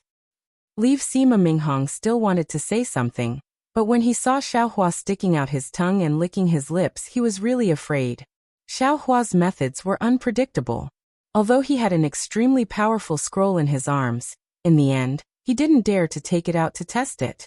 Seeing that Sima Minghong left with a dozen cultivators, Yu Yun and Yu Zhongli retracted their gazes from the sky. The two of them looked at each other and bowed at the same time. Junior thanks Spiritual Master Xiao for your help. No need. Xiaohua ignored the two of them and said indifferently, This Xiao has no fate with you. You don't have to thank me. Your enemy has already forced you to the city. If you can't defeat the enemy, I'm afraid that the enemy will be even more ferocious than the Sima family. Speaking up to here, Xiaohua hesitated and said, However, this old man sees that the enemy is at the initial stage of a scholar. If you can't find enough help to resist, I'm afraid speaking up to here. Yu Yun's expression changed greatly and he exclaimed, Morong Hanping? He actually personally went out to fight? Impossible, right? Yu Zhongli said anxiously, Morong Hanping is the state preceptor of Donglin Kingdom. My Yifeng Kingdom doesn't have a state preceptor. How could he? Xiaohua didn't care about Yu Yun and Yu Zhongli's surprise. He waved his hand and said, Let's go Changyuan. This matter has nothing to do with us anymore. Master will take you to find Yu Zhongquan. But Master Changyuan looked at Yu Yun and Yu Zhongquan's ashen faces and couldn't bear it. She also understood Morong Hanping's power and said in a low voice, Yifeng Kingdom is Yu Lang's home. If his home is invaded by Donglin Kingdom, what will he think? Moreover, if Master doesn't help, even if my Chang family sends troops over to help, the Yu family won't be able to avoid the misfortune of being annihilated. How will Master tell Yu Lang? Senior Immortal, save us. Senior Immortal, save us. Yu Yin and Yu Zhongquan were still hesitating. Yu Hemming, who saw that the situation wasn't right, immediately rushed over and knelt in front of Xiaohua, shouting, This lowly one deserves to die. This lowly one actually didn't recognize Senior Immortal's appearance before. This lowly one really didn't expect that after so many years, your appearance hasn't changed at all. Back then, young master and you had never met. Yet you were able to save him from the hands of bandits. Even seventh Uncle Yu, who disliked Taoists very much, often talked about Senior Immortal's appearance after he left. Although seventh Uncle Yu isn't here anymore, and my young master isn't in the residence, this lowly one is still here. This lowly one kowtows to Senior Immortal, and pleads Senior Immortal to save my Yu residents and the people of my Yifeng Kingdom. This lowly one is willing. Yu Hemming was willing for a moment, but couldn't think of what he should say. In the end he could only forcefully kowtow to the ground. Blood flowed from his forehead as he said, Senior Immortal has the world in your heart. You definitely can't bear to let the flames of war spread throughout Yifeng Kingdom. Senior Immortal, please be merciful. Yu Hemming was indeed anxious. He even praised the eminent monks of the Buddhist sect. However, seeing Yu Hemming like this, other than Yu Yun and Yu Zhongli, the other Yu family guards also knelt on the ground. After all, Morong Hanping's power was well known in several countries. Chapter 3840. Yu Zhongli bit his lip and looked at his hesitant father, then looked at the noisy army in the distance. Steeling his heart, he lifted his official robe and knelt on the ground, solemnly saying, Junior Yu Zhongli greets Taoist Xiao. Junior will now go to battle against Morong Hanping. Junior does not dare to ask Senior to save Yifeng country, but after Junior leaves, the Yu family will belong to Yu Zhongquan. Senior, please consider your relationship with Zhongquan. Please extend your hand and save my Yu family. Looking at his own son kneeling down, Yu Yun's heart wasn't filled with grief, but with deep regret and self-blame. Previously, Xiaohua had said very clearly that he wanted to accept his son as his disciple, but he had mercilessly refused and even said ruthless words. But now, at this critical moment, how could he still plead with him? If he had formed good karma before, he wouldn't need to say anything now. Old ancestor. At this moment, a slightly immature voice sounded in the distance. A boy in an imperial robe, surrounded by a group of palace maids, came over in a dragon carriage. Along with this voice, another tyrannical divine sense swept over from outside Yifeng country's capital. This divine sense Yin was very familiar with. Wasn't this the state preceptor of Donglin country, Morong Hanping? Yin knew very well that back then, when Donglin nation invaded Xian nation, it was because of Yu Zhongquan and Chang Yuan's marriage alliance that Yifeng nation and Xian nation joined forces. Furthermore, with the help of Confucian cultivators who were familiar with the Chang family, Xian nation was able to escape a calamity.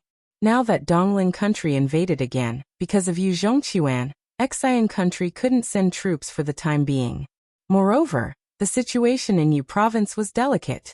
Many Confucian cultivators couldn't act independently, and Yu family couldn't find suitable help to resist Morong Hanping. Yu Yin had always hoped that Donglin country would follow the old rules of hidden immortal continent. As long as a country didn't have a state preceptor, the state preceptor wouldn't go to war first. But he never expected that Morong Hanping would come personally. Since Morong Hanping came, Yifeng country was finished. Father, just as Yu Yin was thinking, Yu Zhongli stood up and said, "The monarch is here." Boy immediately faced the enemy, Taoist Master Xiao. It's all Junior's fault for being blind. Yu Yin knew that it would be extremely difficult for Yu Zhongli to return from this trip.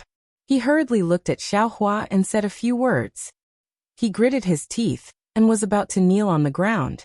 However, Xiao Hua frowned and raised his hand, stopping Yu Yin. He said, "You are Yu Zhongquan's father. There is no need to be so courteous." See, Xiao Hua's words were like a bright sun in the dark night, instantly awakening Yu Yin's despairing heart. He sucked in a breath of cold air and hurriedly bowed. Junior's eyes were poor. Previously I wronged the Taoist. Now Junior earnestly requests Senior to accept my son as a disciple. My Yu family also regards the Taoist as a master. At the side, Fu Jiwen naturally knew what his master was thinking. He was afraid that Xiao Hua would be put on the spot, so he hurriedly said with a smile, "Master, Uncle Yu loves his son dearly. Previously, it was indeed somewhat inappropriate for us to rashly visit. Now, for the sake of Junior sister's face, please forgive them." And Xiao Hua nodded and waved his hand. "Get up. This old man is willing to accept Yu Zhongquan as a disciple, but I don't want to accept the entire Yu family." Yes.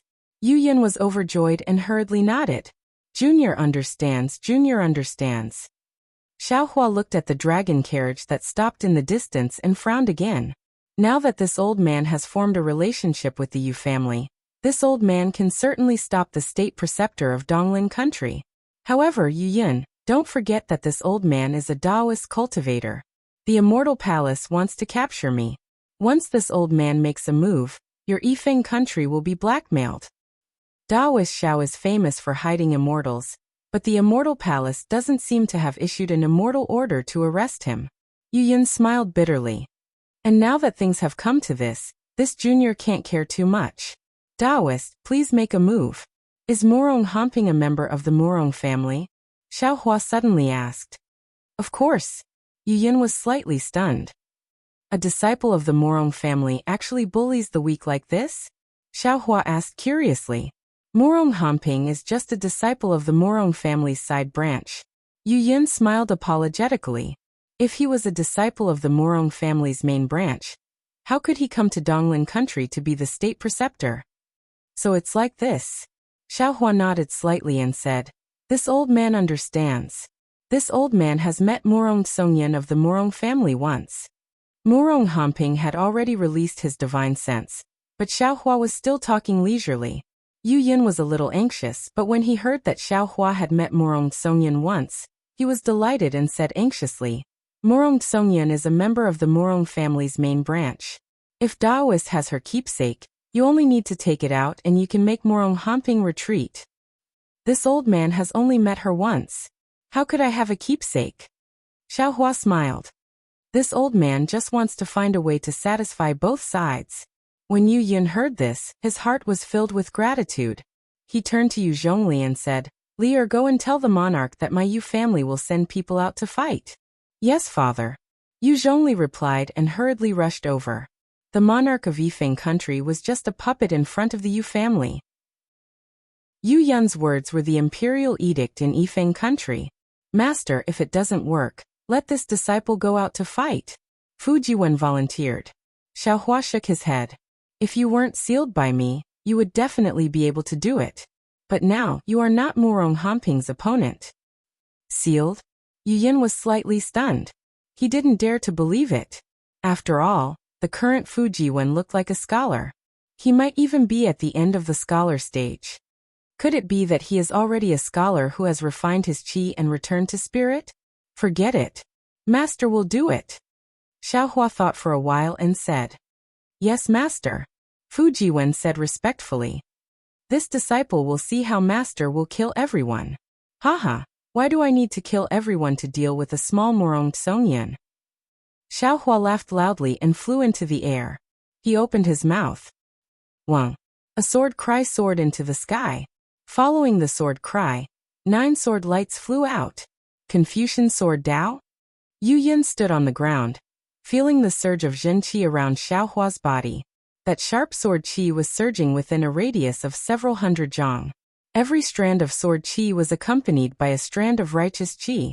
It was the pure cultivation of a Confucian cultivator of the sword. Yu Yin couldn't help but be shocked.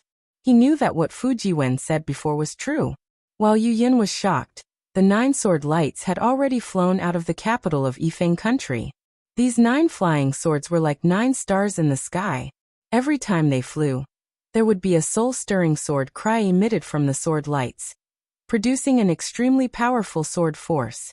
Moreover, a huge amount of noble spirit rushed in between the rumbling of the sword lights. The noble spirit clustered around the sword lights, as if it was clustered around a king. The sword intent of the 9 flying swords condensed into one and streaked across the sky, landing in front of a Confucian cultivator wearing battle armor. This Confucian cultivator was tall and sturdy with a handsome face. A kind of arrogance that came from being in a high position for a long time involuntarily appeared between his brows. This Confucian cultivator was the state preceptor of Donglin country, Murong Hamping. However, at this time, how could Murong Hamping still feel contempt? Looking at the flying swords whistling through the air, all his previous plans turned into dust and dissipated in the sword qi. How is this possible? When did the Yu family make friends with a master stage cultivator? Regardless of whether it was the information obtained or the clear eyes technique, there was no mention of such a powerful figure. Could it be that the Sima family's disciple just flew away? Not because of my army attacking the city? Murong Hamping sensed that this murderous sword qi had completely enveloped him. The true qi in his dantian was rapidly vibrating in this sword qi. A feeling of powerlessness arose in his heart. Could it be that man proposes, God disposes? But if I retreat without a fight, how can this old man explain it to him? Murong Hamping naturally knew that he was definitely not the opponent of the flying sword's master. If it was a normal situation, he would have retreated long ago, but now he was unwilling. Or perhaps he didn't dare. Thinking that he was nothing more than a chess piece on someone else's chessboard, Murong Hamping clenched his teeth and extended his hand to take out an old scroll from within his armor. Under the urging of true qi, he raised his hand and threw it. Clang when the scroll unfolded. A sword cry like that of a ferocious bird rushed out. In an instant, a splendid sword qi similarly rose up like the rising sun. Boom like a whirlwind sweeping away the clouds. The awe-inspiring qi within a radius of a dozen li from outside the capital of Yifeng Nation crazily surged into the sword light. Within the sword light, an inscription of the word sword, that was at least 100 feet in size stood majestically. Just as this sword qi character appeared, each stroke began to tremble. Enormous sword qi sounds rang out incessantly. There was simply no need for Murong Hamping to do anything. That Mingwen had already sent several dozen flying swords to meet Xiaohua's 9 stars transit of the sun. Several flying swords collided with each other in a flash. Thousands of sword qi danced in the air, and all kinds of brilliance overflowed in all directions. The deafening roar resounded through the entire horizon. Murong Hamping urged his true qi to do his utmost to resist the incoming gale. He widened his eyes and used the clear eyes technique to stare fixedly at the sky. A rare kind of expectation appeared on his face. Unfortunately, in merely a few breaths of time, A flying sword that was like a 9-colored dragon flew out from the sword chi and directly landed on the scroll in midair. That scroll shattered like paper. Boom! At the same time that the scroll shattered, even more sword chi transformed into fragmented inscriptions that filled the sky and fluttered like snow falling from the sky. How is this possible? Morong Hamping was completely dumbfounded. Even when the flying sword broke through the scroll and once again landed on top of his head, it was as if he didn't feel it. This is a scroll written by the sage of literature. How can it be so weak? However, the sharp sword chi on his forehead immediately woke him up. Under the sword chi, the space between his eyebrows and other places split open, and streaks of blood seeped out. Morong Hamping didn't have the slightest doubt that as long as the opponent thought about it, his head would be separated from his body. This was something that he, as the teacher of a nation, had never encountered before.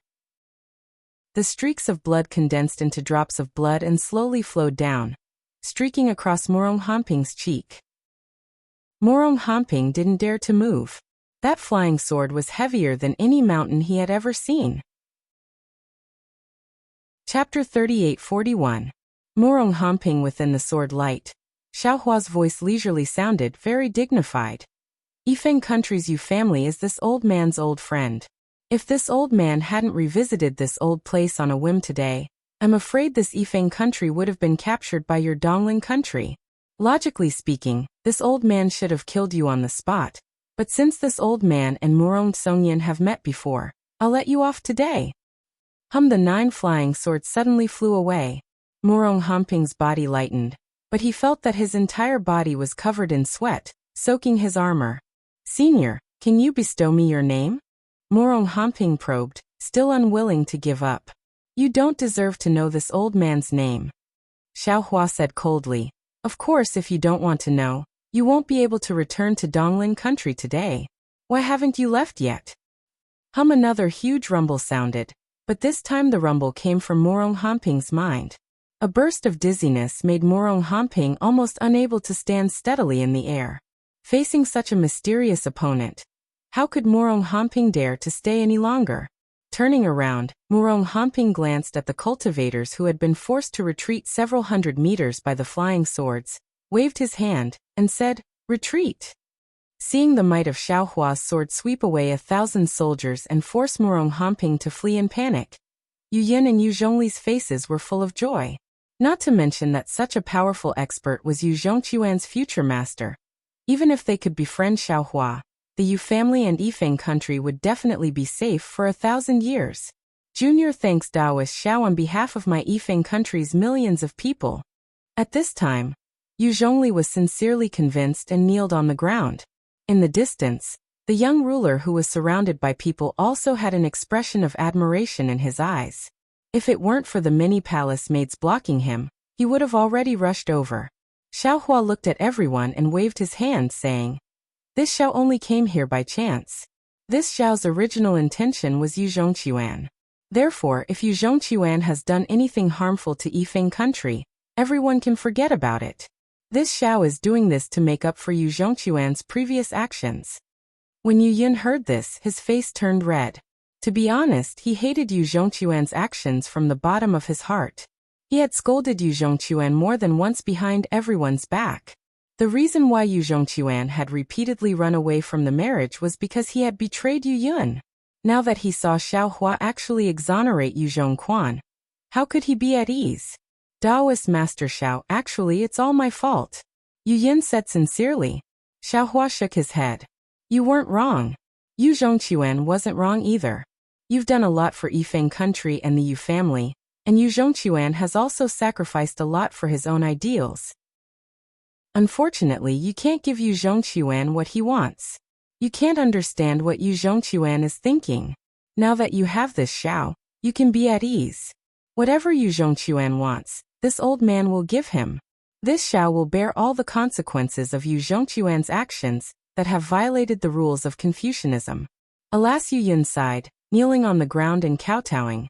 This junior gave birth to Quan but I can't raise him, and I can't let him freely soar in the sky of faith and righteousness. Now I can only ask Daoist Master Xiao to give Quan a pair of free wings and let him roam freely. And this old man understands. You may rise. Xiaohua accepted Yu Yun's bow. He understood that Yu Zhongquan's mortal fate with Yifeng country, and even the Yu family, had come to an end. When Yu Yun got up, Xiaohua transmitted his voice. Yu Yun, at this point, you should explain Yu Zhongquan's whereabouts to this Xiao. Yes. Yu Yun nodded respectfully. He took out a letter from his bosom and handed it to Xiaohua, saying, this was left behind by Quan'er when he left home. Although every time Quan'er left home, he would leave behind a letter, but not every time is true, so this junior can't be sure. Xiaohua took the letter and read it carefully. Before he could finish reading, an inexplicable fear arose in his heart. Oh, not good. Xiaohua frowned and cried out in a low voice. Master Fujiwen rarely saw Xiaohua lose his composure. He hurriedly asked in a low voice, is there something wrong? Xiaohua looked left and right. He took out a qiankuan bag and threw it to Yu Yun, saying urgently, the grains in this bag are for your Yu family. No matter if it's Yifeng country, Xian country, or even Donglin country, as long as there is a famine, you can give it to them. This Yu Yun didn't understand the meaning of Xiaohua's words, but when he opened the qiankuan bag, he was wild with joy. He cried out in surprise, Taoist Master Xiao Yu, how do you know that my Yifeng country is full of famine? Xiaohua didn't have time to explain. He just waved his hand and said, this old man already saw it when I came here. This is a meeting gift from this Xiao to the Yu family. You all can accept it. This old man still has urgent matters to attend to, so I won't delay any longer. See you later. As Xiaohua spoke, he waved his hand and took Fujiwen and Changyuan.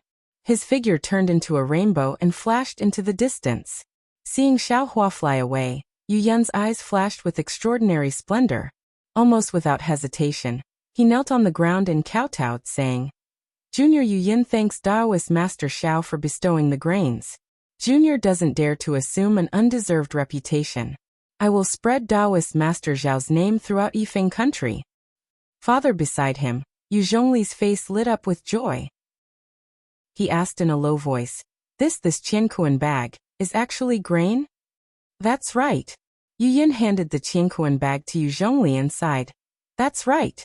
Not to mention Yifeng country, Xian country and Donglin country, even if another Yifeng country came, it would still be able to solve the current famine. If Taoist Master Xiao had come a few months earlier, Donglin country wouldn't have dared to invade our territory, while our Yifeng country was in famine. Sighed Taoist Master Xiao. What a godly person. Truly a great master who bemoans the state of the universe and sympathizes with mankind. With such a great master, little brother Quan's future achievements will far surpass this boy's. Yu Zhongli sighed and said with some envy. But Yu Yun's eyes were filled with worry. He looked in the direction Xiaohua left and said in a low voice, I don't know why Taoist Master Xiao left in such a hurry. Is it because of Quan'er's safety? Or is Quan'er able to safely become Taoist Master Xiao's disciple? Who knows? Little brother has always been very open-minded. Ordinary Confucian cultivators and great Confucian cultivators wouldn't even look at him. They would only criticize him as a rotten Confucian. Yu Zhongli was also worried. Regardless of whether it was Xiaohua, Yu Yun or Yu Zhongquan, none of them noticed that after Xiaohua transformed into a rainbow and left, on a small mountain less than 10 li away from where Xiaohua had scared Murong Hamping away with his sword, a short Confucian cultivator poked his head out from the mountain rocks like a ghost. This Confucian cultivator's clothes were different from ordinary Confucian cultivators. It was a kind of earthy yellow official robe. Wasn't it the same as the land Xiaohua had encountered near Blackwind Ridge that day? And at this moment on the earthy yellow official robe, strands of cloud and mist emerged from the strange patterns engraved with inscriptions. This cloud and mist lingered together with the mountain rocks and land beneath the Confucian cultivator. Not only did it conceal the Confucian cultivator's figure, it also extracted a force from the mountain rocks and sent it into the Confucian cultivator's body. Is this the Xiaohua that the Immortal Palace's decree said to pay close attention to? He's really powerful. That Confucian cultivator looked in the direction Xiaohua flew and whispered to himself. Even true monarch Qingyuan's troops couldn't capture this cultivator. How could Murong Hamping be his opponent? However, this has nothing to do with this old man. As long as this old man uses the land writ to report his whereabouts to the Hall of Enlightenment, it will be a great merit. As soon as his voice fell, the Confucian cultivator raised his hand and took out an imperial tool that looked like a floating cloud. He opened his mouth and a strand of earthy yellow true qi fell on it. The imperial tool silently expanded and turned into a cloud that flew into the sky. In just a moment, it mixed with the clouds in the sky and no one knew where it went. When the imperial tool flew out, the Confucian cultivator's figure flashed and earthy clouds gushed out from his official robe. The clouds drilled into the ground, and the Confucian cultivator's figure also fell into the mountain rocks. It wasn't only his father and eldest brother who were worried about Yu Zhongquan. Even the young lady who didn't have a proper status, Chang Yuan, asked in a faint voice, "Master, you're in such a hurry. Could it be because of Yu Lang?" Xiaohua didn't use the lightning evasion technique. When he heard Chang Yuan's question, he slightly shook his head and said, "Master previously had a kind of great warning sign, but I didn't understand why. However, when I saw the letter Yu Zhongquan left for his family, I suddenly had a premonition. This premonition might be related to Yu Zhongquan, but it might also be related to Master. Master is temporarily unable to distinguish." "Yes, where is Junior Marshal Brother now? What was written in the letter?" Fu Jiwen asked in a low voice. Xiaohua didn't hide it and said, "The letter didn't say much. It only said that he received an invitation from a good friend to go somewhere, so that his family wouldn't be worried." "That place, where is it?" Chang Yuan wanted to know where Yu Zhongquan went even more than Fu Jiwen. "Su Province's Fengxiang country," Xiaohua replied word by word. Chang Yuan was somewhat puzzled and secretly pondered. However, Fu Jiwen said in surprise, "Master, Su Province and Beihai are still going in opposite directions. Can you still catch up with the previous plan?" "Beihai's matter is admittedly important, but Yu Zhongquan's life is even more important," Xiaohua replied without hesitation. "Let's hurry to Fengxiang country first." Master Chang Yuan bit her lips, as if she didn't dare to ask too much. However, she was somewhat unwilling and said in a low voice, "Why is Yu Zhongquan going to Fengxiang country?" "Hee, don't think too much," Xiaohua said with a smile. Yu Zhongquan received a message from a good friend, so he went to Fengxiang country. From the tone of the letter, this good friend should be a man. Chang Yuan's face slightly reddened. She lowered her head and said, "Disciple just wanted to ask. Yu Zhongquan has always been a righteous person. Others only need to say a word, and he would be willing to go through water and tread on fire." "Forget it." Xiaohua's hands fluttered like butterflies through flowers, as if he was forming some hand seals. An indescribable fluctuation spread out in all directions. Similarly, some obscure fluctuations penetrated into Xiaohua's hands. After a moment, Xiaohua smiled and said, "Everything depends on effort. We don't need to be too cautious. Fu Jiwen, you drive the flying carriage. Master will help Chang Yuan see her realm, and also guide her cultivation." Chapter 3842. "Yes, Master." After Xiaohua released the Pegasus and flying carriage, Fu Jiwen rode the Pegasus and replied calmly. Chang Yuan Xiaohua sat down on the flying carriage and comforted her. "Previously, when Master used a secret technique, I discovered that Yu Zhongquan might encounter some misfortune. However, the outcome should be more daunting than dangerous. Do not worry." Chang Yuan breathed a sigh of relief and nodded. Disciple is worried and confused. With Master here, disciple can be at ease. Tell this old man what you've learned." Xiaohua nodded slightly and asked. After Chang Yuan told Xiaohua everything she learned in her life, Xiaohua nodded inwardly. This Chang Yuan is indeed a talented girl of Xian country. Not to mention that she is proficient in zither, chess, calligraphy, and painting. Even her Confucian cultivation has reached the late stage of refining essence into qi. However, because Chang Yuan is a girl, Chang family did not completely teach her the family's cultivation methods.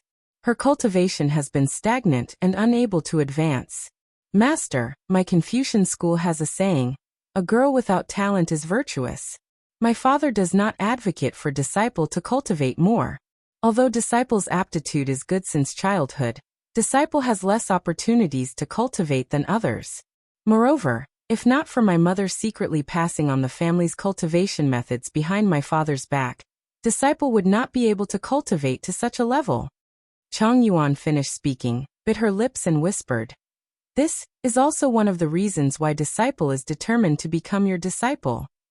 He, Yuan no need to feel guilty because of the so-called motive. Xiaohua smiled.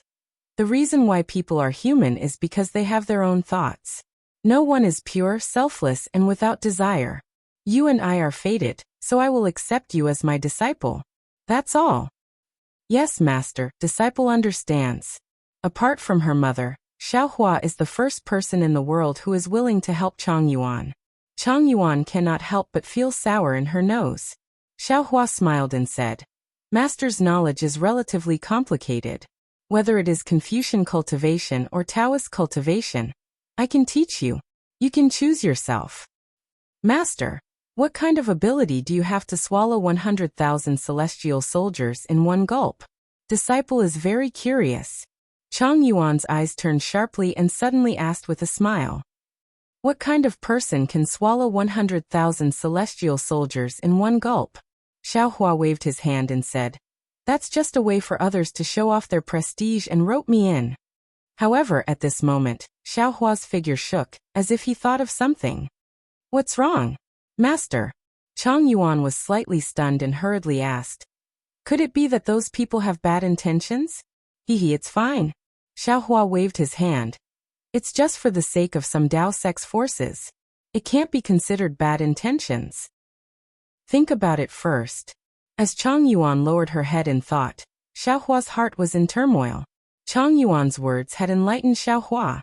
The Yao race's inheritance did indeed contain a secret devouring technique. This was a fundamental cultivation method for the Yao race. Unlike humans, the demon clan didn't use the power of the stars and moon to refine it in their meridians. Instead, they directly devoured it. As for the inner cores of demonic beasts that were condensed from the power of the moon and stars, they could also be devoured. Not only that, but the true qi of Confucian cultivators, the golden cores and nascent souls of Taoist cultivators, and the relics of Buddhist sects could also be devoured by the demons.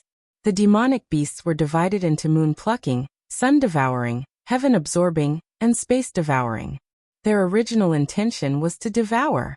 Devouring 100,000 celestial soldiers might not be possible for the current Xiaohua, but in another 100 or 1,000 years, Xiaohua's supreme bloodline would definitely not be a problem.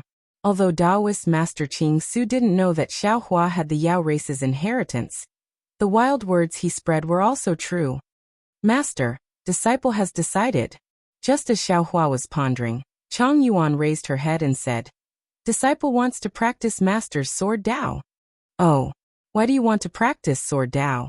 Xiaohua didn't react for a moment and asked curiously, "You haven't practiced sword Qi before. Moreover, Master still wants to teach you a wonderful Dao cultivation technique." However, after Xiaohua finished speaking, he also woke up and said with a smile, "So you want to fly side by side like Yu Zhongqiuan?" Chang Yuan blushed slightly and nodded. "Disciple doesn't know why Yu Zhongqiuan is always hiding from me. However, if disciple can learn flying sword and be as happy as Yu Zhongqiuan, presumably he won't reject disciple anymore." "Good."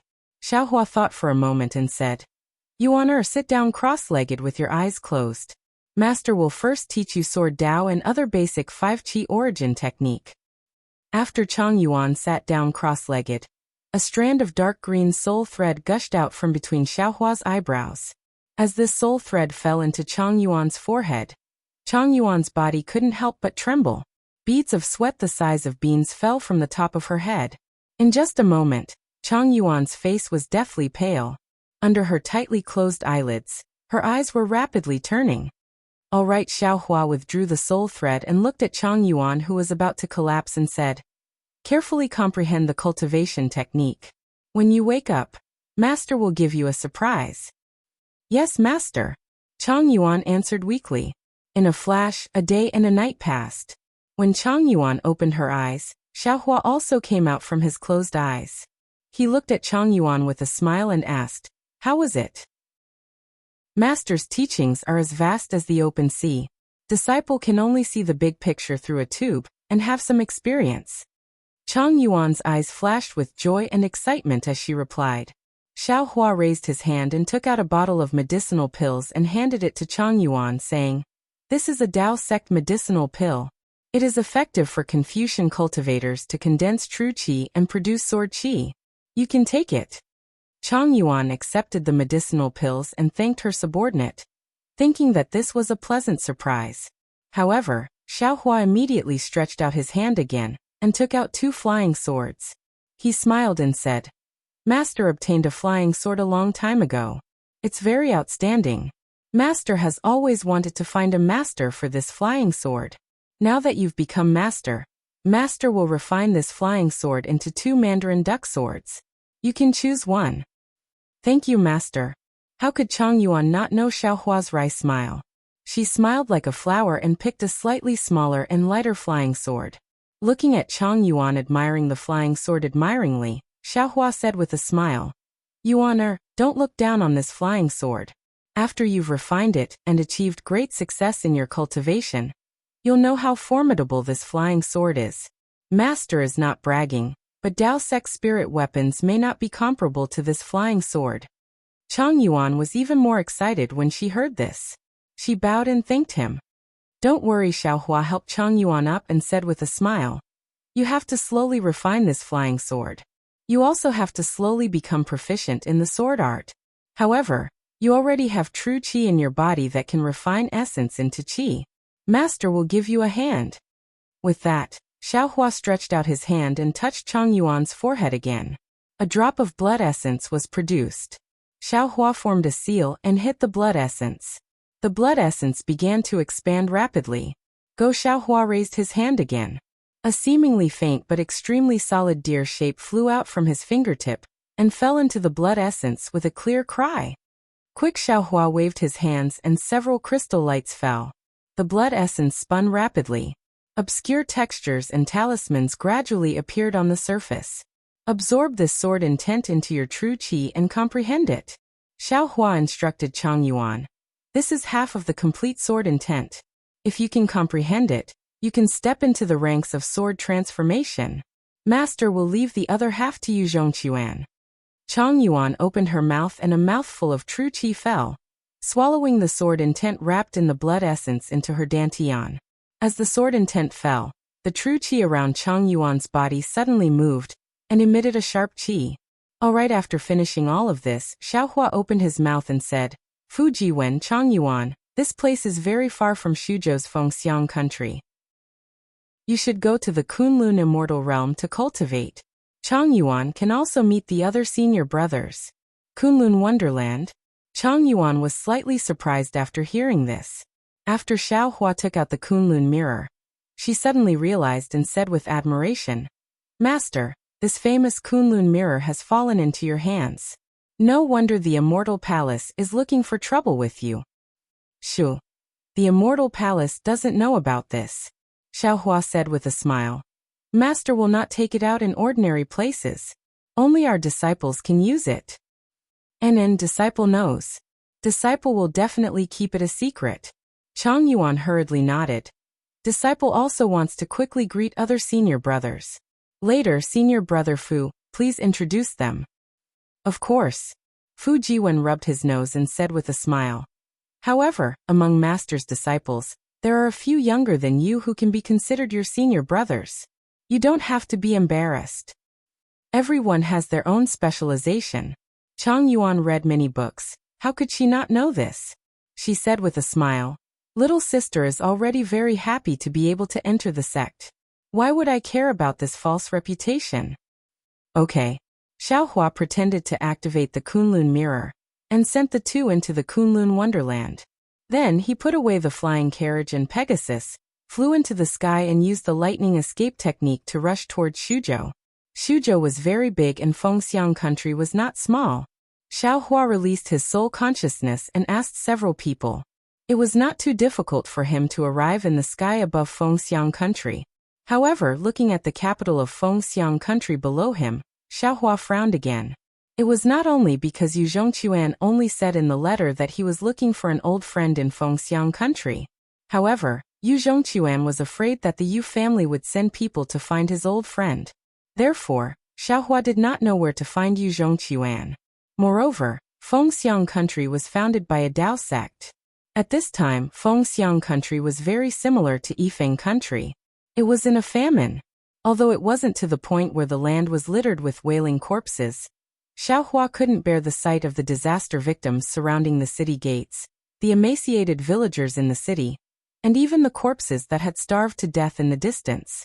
After thinking for a moment, Xiaohua landed and released his divine sense. He said, "Which fellow Taoist is in charge of Fengxiang country? Please come out and meet me." Xiaohua's divine sense swept through Fengxiang country's imperial palace and alarmed a group of cultivators. Among them, a young cultivator wearing a Taoist robe and a feathered crown on his head hurriedly flew out of the imperial palace with several disciples. When they saw Xiaohua's appearance, they were shocked. They all respectfully went forward and saluted. The early nascent soul stage cultivator even bowed and said, "Junior Chang Qingzi greets Taoist Xiao." The cultivator's eternal legend. Chapter 38-43. Xiaohua is not surprised that Chang Qingzi recognized him. Even Yifeng country's Yu Yin and Sima families Sima Minghong have heard of his name. As a Dao cultivator, it is impossible for Chang Qingzi to not know about him. However, Xiaohua does not know that under Taoist Qing Su's intentions, he has become a mighty hero. "All of you stand up." Xiaohua raises his hand and says with a smile, "I did not expect my name to spread so quickly. Even Su province's fellow Taoists know about me." "Taoist is too modest." Chang Qingzi smiled and said, "You killed tens of thousands of heavenly soldiers in the Black Wind Ridge, and even defeated perfected Lord Qingyuan, causing the immortal palace to lose face. You really helped the Taoist sects of the hidden immortal continent to vent our anger. Who doesn't know Taoist Zhao's name in hidden immortal continent? Who doesn't want to see Taoist Zhao's appearance? Sigh, how could the battle at Black Wind Ridge be as fierce as fellow Taoist described?"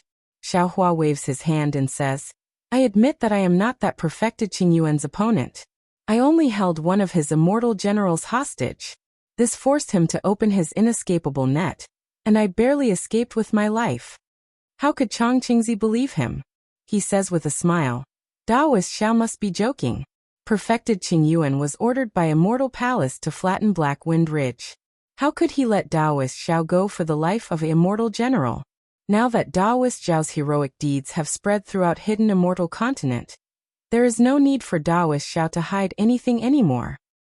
"Damn it, I understand." Xiaohua laughs bitterly in his heart. He already understands Taoist Qing Su's intentions. Since Xiaohua was unwilling to submit to the Grand Mist ancestor, Taoist Qing Su decided to create momentum for Xiaohua, allowing Xiaohua's reputation to soar, attracting the attention of the Confucian cultivators and the immortal palaces. Based on Xiaohua's current cultivation of upper 4th grade essence force, it was unlikely that he would be able to deal with these people who were eyeing him covetously. When Xiaohua had nowhere else to go, he had no choice but to submit to the Grand Mist ancestor. But how could Qing Su Zhenren know that Xiaohua's strength was not merely at the 4th level of elemental energy? The fame of Xiaohua's prowess really lived up to its name. Xiaohua's world-shaking deeds were not inferior to defeating Sun Jian and annihilating tens of thousands of celestial soldiers. It was just that these matters were not known to the public for the time being. As the saying goes, if you plant flowers with the intention, the flowers won't bloom, but if you plant a willow unintentionally, the willow will grow. Xiaohua smiled bitterly and didn't want to explain anything. Chang Qingzi bowed again and said, "Taoist Master Xiao, please come to my residence to serve tea." "All right." Xiaohua nodded, descending together with Chang Qingzi and the others. After Chang Qingzi personally served the spirit tea and respectfully drank a few sips, Chang Qingzi carefully asked, "Does Taoist have any orders for coming to the country of Phoenix soaring?" This old man was originally passing by Fengxiang country, but when I was in the air, I saw Fengxiang country. Fengxiang country is surrounded by disasters and countless refugees, so I came down to ask about the situation. Xiaohua had already thought of an explanation, so he replied with a concerned expression. Sighed Taoist Master Xiao is truly merciful. As soon as he heard about the disaster, A worried expression appeared on Chang Qingzi's face, and he said, "This junior is worried about this. Although this junior is already a nascent soul cultivator, it is impossible for me to conjure food out of thin air to help the people of Fengxiang survive the famine. On the other hand, Fengxiang country is surrounded by Confucian cultivators. Although they haven't reached the point of being incompatible with our country, it is still impossible for them to provide us with some food. Of course, in recent years there have been many disasters, and those Confucian cultivator countries are also in a difficult situation, so they can't be blamed." "Oh, this old man came to see you today for this matter." Xiaohua didn't ask any more questions. He stretched out his hand and said, "Give me a few qianquan bags." Taoist Master Xiao, this happiness came too suddenly, and Chang Qingzi didn't dare to believe it, so he asked in astonishment. Xiaohua smiled and said, "This old man occasionally gets some old grains here, but I didn't care about them before. Now that I am passing by Fengxiang country, I can give them to you to solve your urgent situation." Good. Chang Qingzi was really happy, and he hurriedly ordered his disciples to give him a few qianquan bags. Xiaohua pretended to take out a qianquan bag, and put the grains in the bag, then handed them over to Chang Qingzi. Chang Qingzi scanned with his divine sense, and saw that there were countless grains in the qianquan bags. Surprise appeared in his eyes. He had never seen so many grains in his life. "This old man only has this much grains. Is it enough?"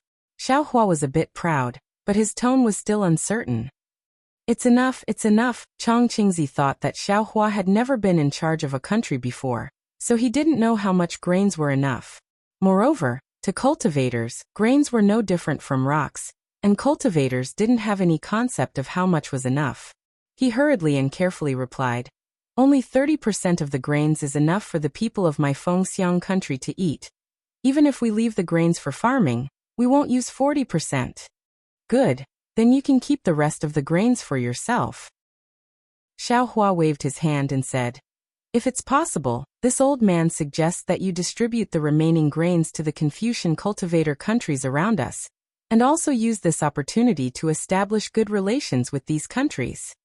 This junior will carefully consider senior's suggestion." Chang Qingzi smiled very easily, and as he replied to Xiaohua, he waved his hand and called over his disciples. He handed over a few qianquan bags to them, and instructed them to bring them to the imperial palace for the king to provide relief to the disaster victims. Then Chang Qingzi said respectfully, "Senior Xiao, please wait for a moment. This junior will set up a banquet to express this junior's gratitude." "There's no need." Xiaohua waved his hand and said, "This old man still has some matters to attend to, and will leave after asking you a few questions." "Senior, there's no need to be in such a hurry," Chang Qingzi hurriedly said. "It's just a banquet. If this junior doesn't perform the duties of a host, I really won't be able to live with myself." "Hee, this old man understands your intentions," Xiaohua said with a smile. "This old man's matter is a bit urgent, so I can't stay here for long." "All right then, may I know what this junior can do for senior?" Chang Qingzi could only ask. "Are there any Confucian cultivator families in Fengxiang country?" Xiaohua probed. "Confucian cultivator families?" Chang Qingzi was slightly stunned, and then his eyes turned, and he said with a smile, "Senior wants to find Confucian cultivator families in the country where we Taoists founded our country? That's a rather difficult matter." "Then, are there any Confucian cultivators?" Xiaohua was still unwilling to give up. After all, Yu Zhongquan was a Confucian cultivator, and the possibility that his old friend was also a Confucian cultivator was relatively high. "Of course there are Confucian cultivators, and there are quite a few of them," Chang Qingzi replied. "May I know which one senior is looking for?" "Do you have a list?" Xiaohua asked helplessly. When Chang Qingzi took out the jade eye and handed it to Xiaohua, looking at the densely packed names, Xiaohua felt like he was looking for a needle in a haystack. Unfortunately, he patiently used the clear eyes technique to look carefully, and none of the names caught his attention. "Forget it." Xiaohua returned the jade eye to Chang Qingzi and sighed in his heart. Perhaps it's just as Yu Yin said, and the words that Yu Zhongquan left behind might not be the truth. "Senior, are you looking for something?" Chang Qingzi put away the jade eye, lowered his head to look at the ground, and then asked again. Xiaohua stood up and said with a smile, I'm looking for a young Confucian cultivator. As for who it is, I don't have any special description. It seems that he's not in Fengxiang right now. Chang Qingzi suddenly came to a realization and asked in a suppressed voice, Taoist Master Xiao, are you looking for the Zhu family? Zhu family? Xiaohua was stunned. Yes, the Zhu family of Wuyuan County. Chang Qingzi nodded and said, Wuyuan County is in the northern part of my Fengxiang country. The current head of the Zhu family is called Zhu Cheng, and the Zhu family's young master, Zhu Xiang, can be considered a young Confucian cultivator. The Zhu family is in Fengxiang country? Xiaohua stopped and asked curiously, Didn't you say that there are no Confucian cultivator families in Fengxiang country? Senior might not know, but the Zhu family has long been in decline. Now it can't even be considered a Confucian cultivator family. Chang Qingzi smiled and said, Moreover, I won't hide it from Senior. If it weren't for this Zhu family, Junior probably wouldn't be able to establish a Taoist sect in Fengxiang country. Io, why do you say that? Xiaohua's heart was moved. He thought of the bone that Zhu Qing gave him that day and asked while secretly calculating.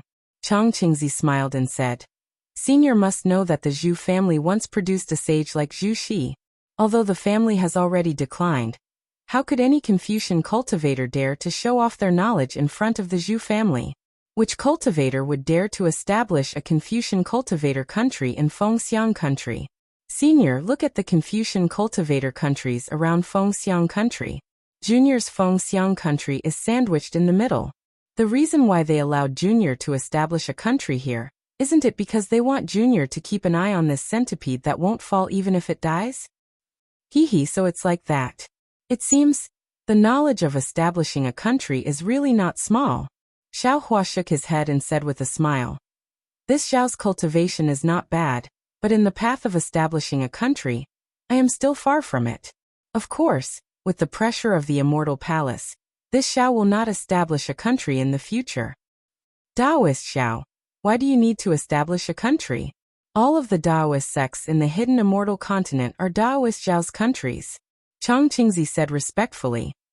All right, this Xiao won't disturb you anymore. Xiaohua cupped his hands. It seems like the Zhu family is also not the place this old man is looking for. This old man will go to other places in Su province to take a look.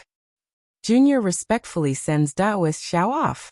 Chang Qingzi sent Xiaohua out and respectfully sent him off. Seeing Xiaohua fly away and not heading towards the north, Chang Qingzi frowned slightly and thought to himself, If I guess correctly, Taoist Xiao should be looking for the Zhu family. Could it be that those rumors among the Confucian cultivators are true? Taoist Xiao really took the Zhu family's inheritance treasure? Then should I send a message to that old senior? Sigh, this is really making things difficult for I. If I send a message, Taoist Xiao might be in trouble. If I don't send a message, if that old senior finds out, I won't be able to keep my life.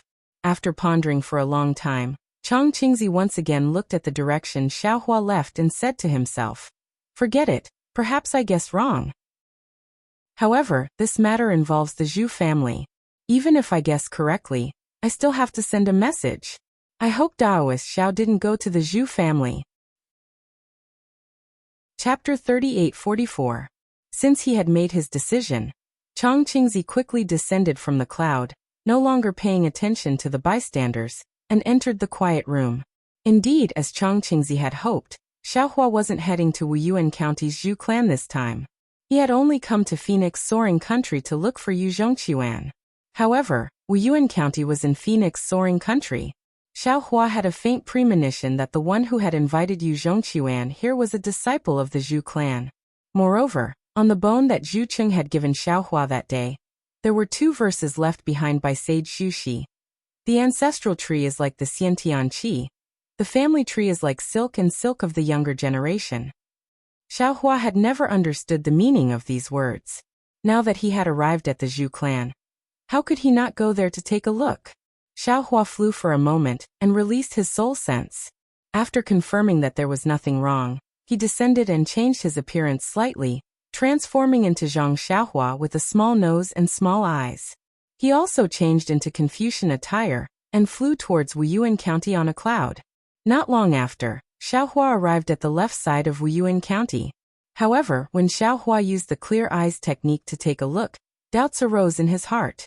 Logically speaking, a place that could give birth to a Confucian sage like Zhu Xi was definitely a spiritual and divine place.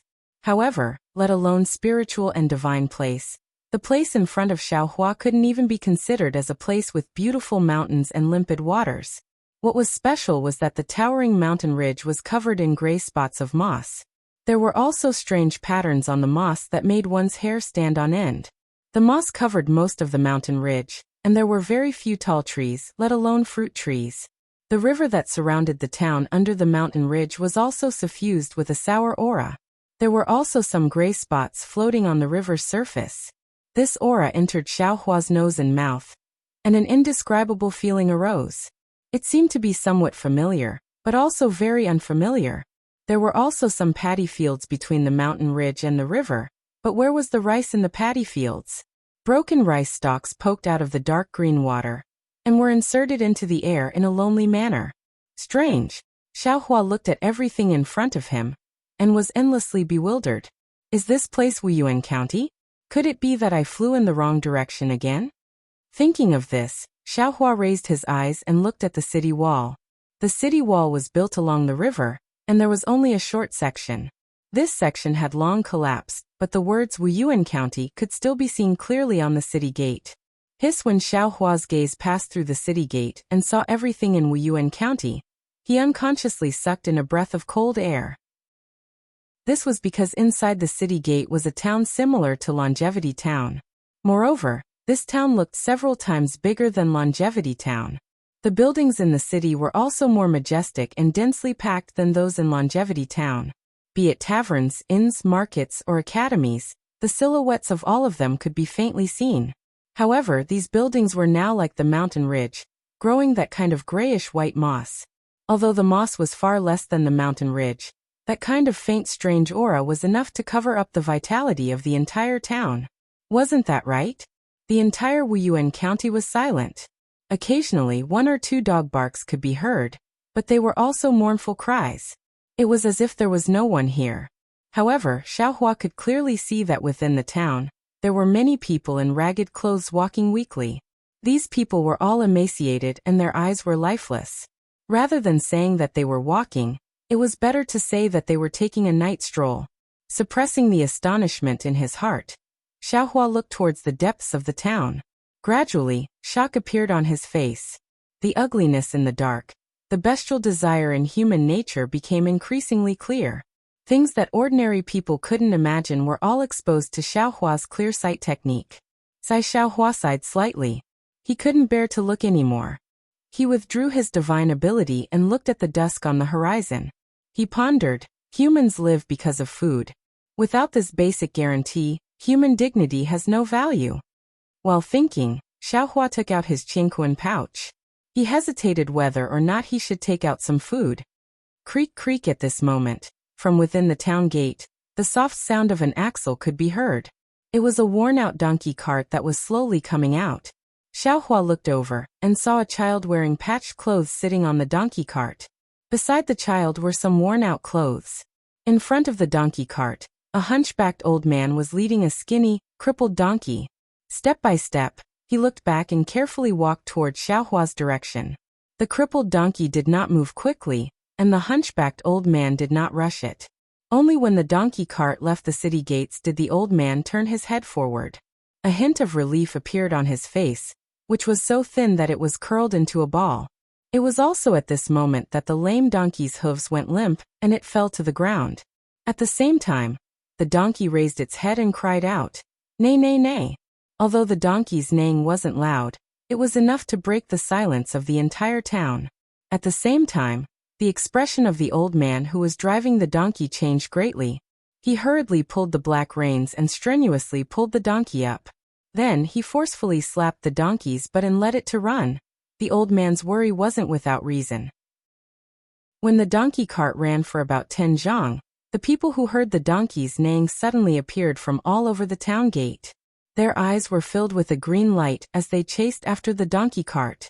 The old man was already old. After running for another 10 zhang, He was already panting. He turned his head to look at the people who were chasing after them and shouted, "Yazi, sit on the donkey cart and don't move. When the donkey cart can't run anymore, or when those people catch the donkey, quickly jump down from the donkey cart. Don't let them catch you. Either hide by the side of the road or escape into the wilderness. Take advantage of the fact that the sky isn't completely dark and quickly run far away." Before the old man could finish his words, his legs went soft and he fell to the ground. He didn't forget to quickly release the reins in his hand so that the donkey cart could continue running. Grandpa the child was still young after all. When he saw this, he couldn't help but cry out. Tears flowed down his dirty face, and he even struggled to get down from the cart. "Yazi, don't move." The old man's face was about to be scraped by the ground, but he still didn't forget his grandson and shouted. Although Xiaohua was a bit far away, he could see and hear everything clearly. He slightly raised his hand and supported the old man. Then, with a wave of his hand, the old man's body flew into the air and landed on the donkey cart. The old man was stunned at first. Then fear flashed through his eyes. He couldn't say a word. His eyes were lifeless and he just let the donkey cart run away. Sai Xiaohua sighed. He knew that the old man wanted to escape from Wuyuan County. However, how could the grandfather and grandson go so far without a donkey cart? As for the people chasing after the donkey cart, their target was most likely this lame donkey. Xiaohua didn't even think about it. He waved his hand and the grain seeds in his Qiankuan pouch fell from the sky in front of the people chasing after them. Puff puff, there were a lot of grain seeds. The few people in front who still had the strength to run faster ran and plunged their heads into the grain seeds. When the few people poked their heads out of the grain seeds, they looked at the grain seeds that suddenly appeared in a daze. They didn't have the strength to speak and could only open their mouths and cry out a few times. Then they plunged their heads into the grain seeds and opened their mouths to eat. Xiaohua's grain seeds were naturally extraordinary. They weren't shriveled like ordinary grains. As the few people in front swallowed, a sweet fragrance gradually spread out. Strands of green juice also flowed down from their mouths. After the few people in front ate, the people behind them smelled the food. How could they still chase after the donkey cart? They also plunged into the pile of grain and greedily ate it.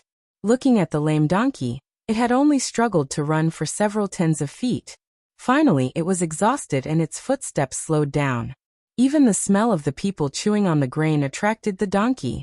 The donkey turned its butt with difficulty and swung its half-broken tail, wanting to return. Unfortunately, the donkey was really weak. The broken cart was also a bit heavy. However, after hearing the soft creaking sound, the cart was unable to move. At this moment, the old man finally came back to his senses. The fear on his face hadn't disappeared. He hurriedly raised his head and looked to the left. However, it was currently evening. The old man's vision was blurry and he couldn't see clearly. Grandpa, on the contrary, the child, although he was very curious about how the old man flew over, he only felt that it was fun. He wasn't particularly afraid. At this moment, he pounced over and hugged the old man's neck. "There's food over there. It's very fragrant, ah? Food?" When he heard the word food, the old man was also shocked. He immediately turned his head. When he saw the mountain-like grain, his eyes also emitted a green light.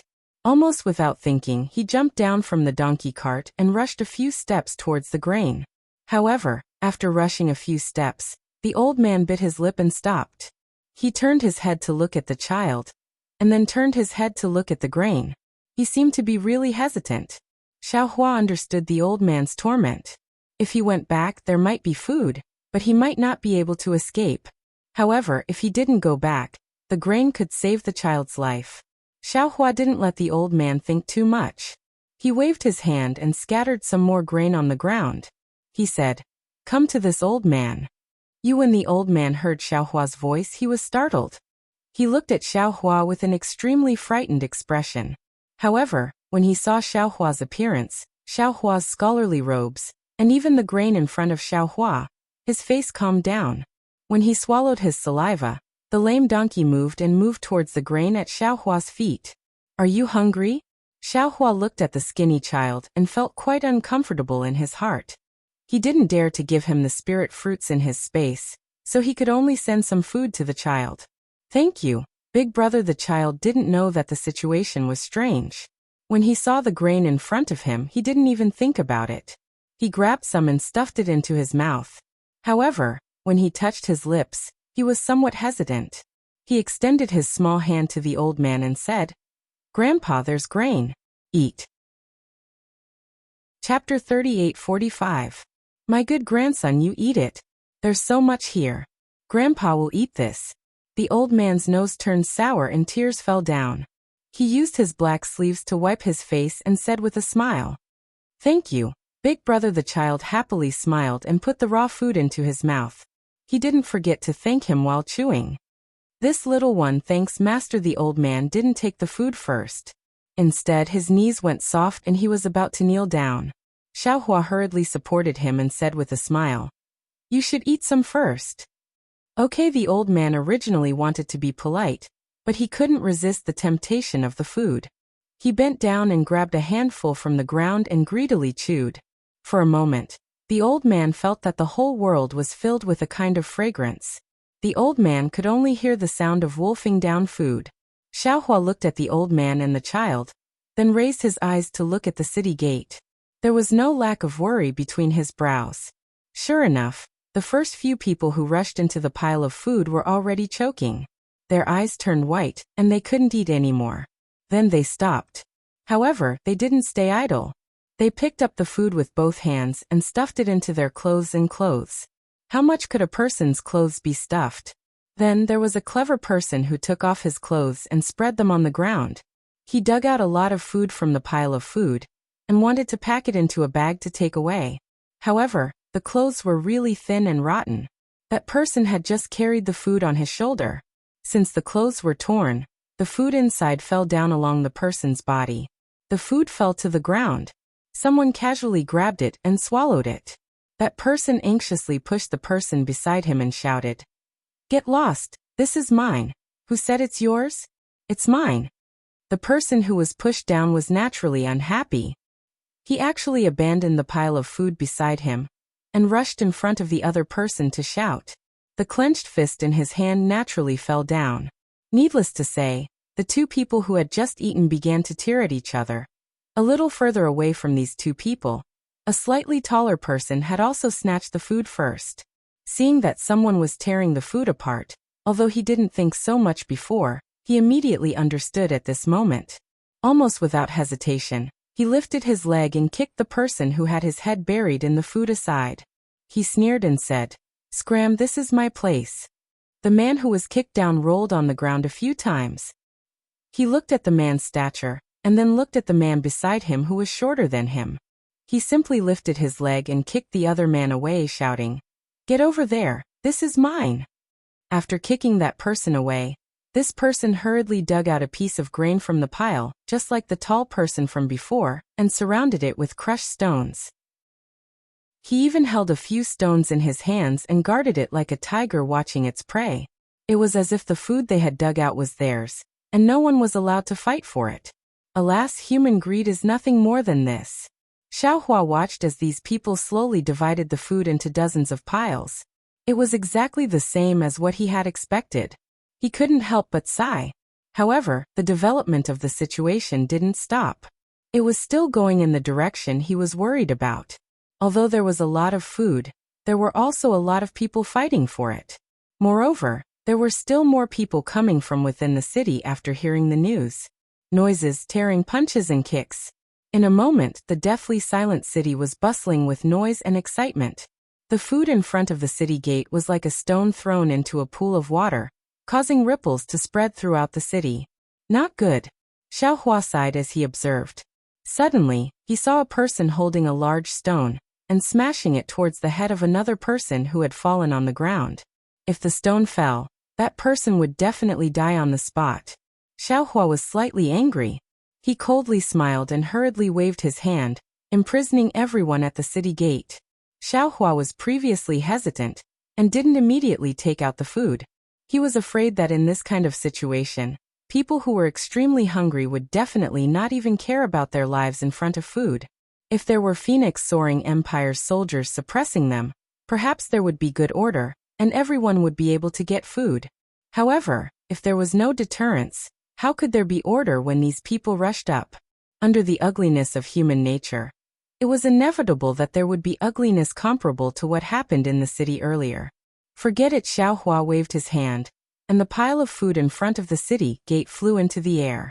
Like a layer of rain, it evenly fell all over the city. Since this Xiao has already taken it out, I won't take it back. This way, perhaps more people can be saved. As for the result, even this Xiao can't predict it.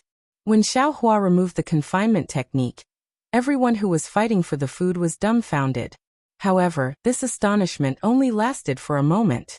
Everyone rushed into the city to snatch the food scattered on the ground. Master, although the old man couldn't clearly see Xiao Hua or the people around him, he could clearly see what was happening. He smiled and said, "Master, don't blame them. People who are extremely hungry are like this." And Xiao Hua nodded and said, "This old man doesn't blame them. This old man is just a bit emotional.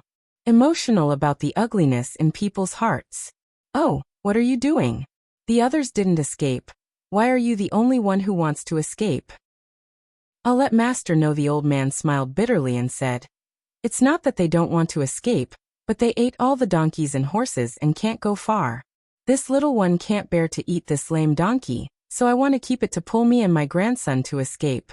However, as he said that, the old man looked at the sky and said with a bitter smile, "It's already dark. This little one wants to leave but can't. Moreover, we can't go back to the city now. Can't leave when it's dark." Xiao Hua looked back at the road behind him. Although it was already dark, the road was faintly visible. It wasn't completely impossible to walk. "Master, please save this little one and my grandson." The old man hurriedly knelt down and shouted. Xiao Hua smiled and helped him up and said, "Don't worry, these food are all for you." "No, no." The old man looked around with a bit of panic and shouted, "Master, this little one isn't talking about this. This little one begs Master to take us away from here." Xiao Hua noticed the old man's panic. He narrowed his eyes and scanned the surroundings. He didn't find anything and asked curiously, "What's wrong here? Why are you so scared?" "Master, it's already dark. If it's possible, you should quickly take this little one and my grandson away. There's a ghost here, a ghost that eats people." At this time, the sky was gradually turning dark and the moon had yet to show its head from the clouds. The old man was really scared. He took half a step forward and shouted in front of Xiao Hua while trembling with fear. Xiao Hua was shocked. It was as if he was struck by lightning. He instantly thought of something. Damn it, no wonder the aura in the mountain ridge and river was a bit strange. Wasn't it a slight aura of the Yellow Springs?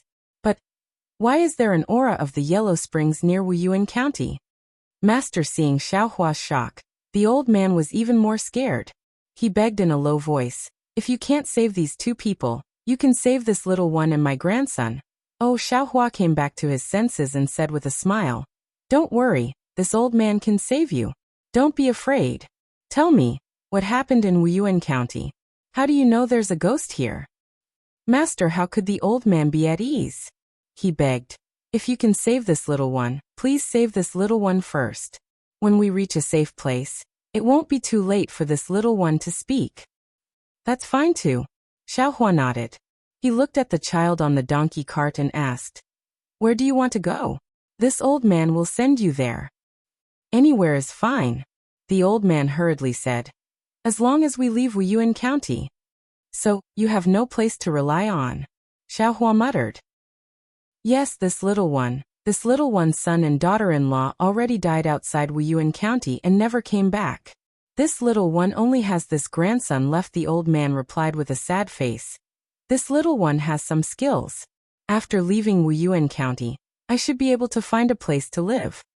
Ai Xiao Hua sighed and said, "Right now Fengxiang Country is suffering from a disaster. Although it's a bit better than Wuyuan County, it's not much better. The king of Fengxiang Country is about to send disaster relief. If nothing unexpected happens, this disaster will be over soon. Since you're unfamiliar with the place, why don't you stay in Wuyuan County?" "I'd rather die in a foreign land than return to Wuyuan County," the old man replied resolutely. Xiaohua pondered for a moment and asked, "Do you know Wuyuan County's Zhu family?" "Zhu family? Zhu Qing Master Zhu?" the old man asked. "Yes, it's Zhu Cheng." The old man nodded. "Of course this little one knows Master Zhu.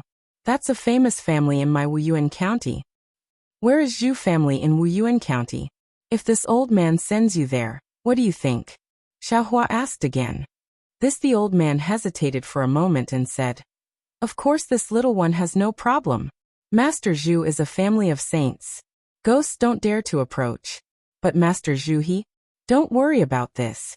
Xiaohua waved his hand and said, "You just need to tell this old man where Zhu family is. Master Zhu isn't in Wuyuan County. He lives in the suburbs." The old man pointed in the direction of Wuyuan County and said, "If you want to go there, you need to pass through the entire Wuyuan County." "Haha, with this old man here, why do you need to worry about this?" Xiaohua laughed. With a wave of his sleeve, he rolled up the donkey cart and other things and rushed into the air. In the blink of an eye, he flew past Wuyuan County. When he landed on the ground, the old man still couldn't believe his eyes. He rubbed his blurry eyes and looked around. At this moment, the sleepy child beside him also became energetic. He looked at the lights in the distance and shouted, "Grandpa, look, this is the Zhu family village.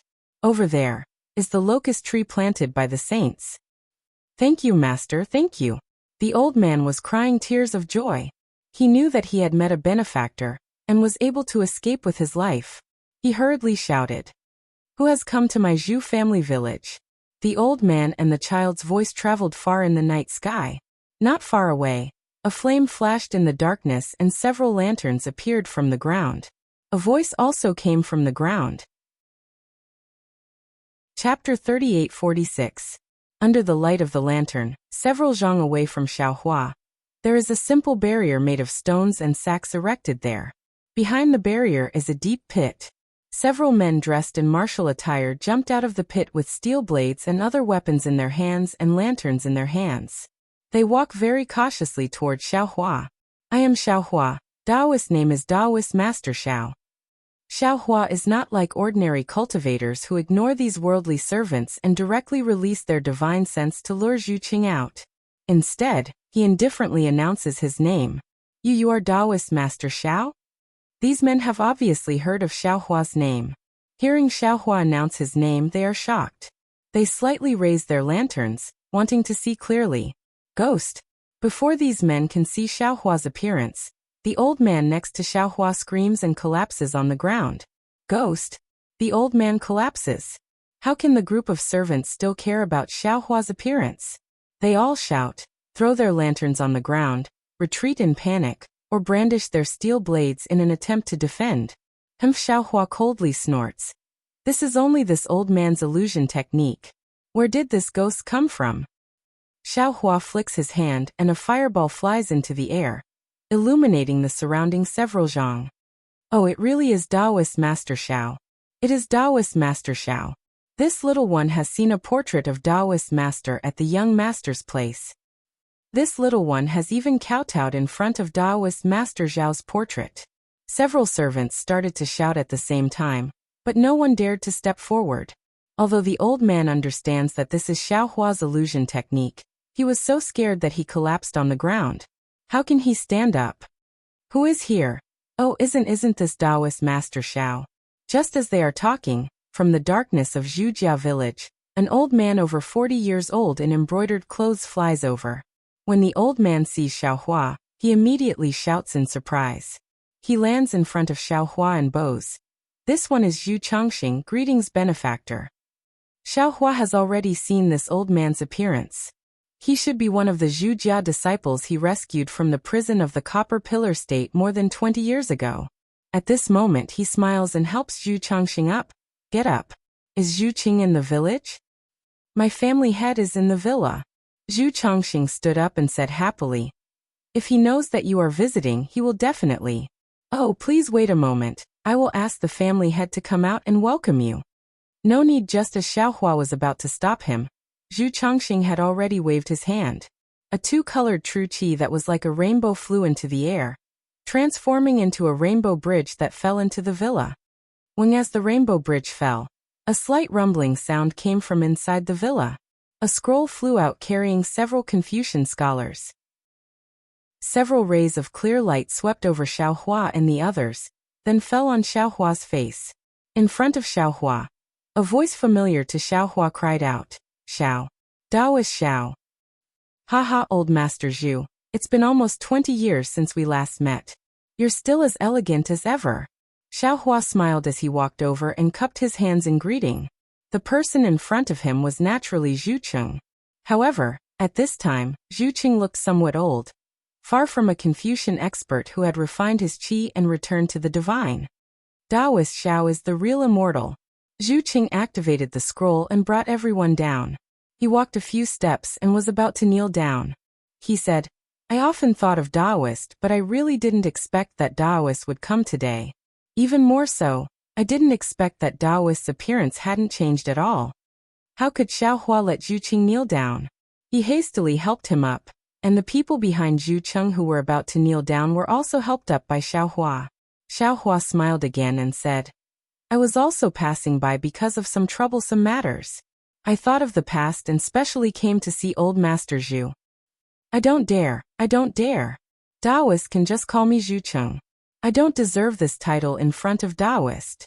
Zhu Cheng hastily waved his hand. "Then call me fellow immortal Zhu," Xiaohua said with a smile. "I'll listen to Daoist's instructions." Zhu Cheng hastily smiled. He looked at the old man on the ground, the donkey cart and the children behind Xiaohua, then asked, "Daoist, what's the troublesome matter? I wonder if I can help you?" "Haha, let me ask you. Did your Zhu family village have Yu Zhongquan from Yifeng country of Yu province come to visit?" Xiaohua asked with a smile. "Yu province? Yu Zhongquan?" Zhu Cheng frowned and shook his head slightly. "I don't know this fellow immortal. Where did Daoist hear this from?" "Where's Zhu Xiang? This Yu Zhongquan is about the same age as Zhu Xiang," Xiaohua explained. "Jiner is studying hard in the study. I've never heard of anyone coming to visit him." Zhu Cheng shook his head even more. At this time, an old man behind Zhu Cheng hesitated for a moment and said in a low voice, "Big brother Jin, what about him?" Zhu Cheng was startled. He turned his head and said, "He's not in the study. Jin should be in the study of Qilong courtyard. However, just as Daoist Xiao said, he did invite some old friends to come to my Zhu family village." This damned unfilial son. Zhu Cheng was furious when he heard this, but when he looked at Xiaohua, he suppressed his anger and said in a low voice, "I've let Daoist see a joke. My unfilial son invited some old friends behind my back. The Yu Zhongquan that Daoist spoke of is probably among them." Seeing Zhu Cheng's appearance, Xiaohua immediately understood how Zhu Xiang's indecisive character was formed. However, he couldn't say too much. He smiled and said, "Daoist Zhu, please help me confirm." "Okay, Daoist Xiao, please wait a moment. I'll be right back."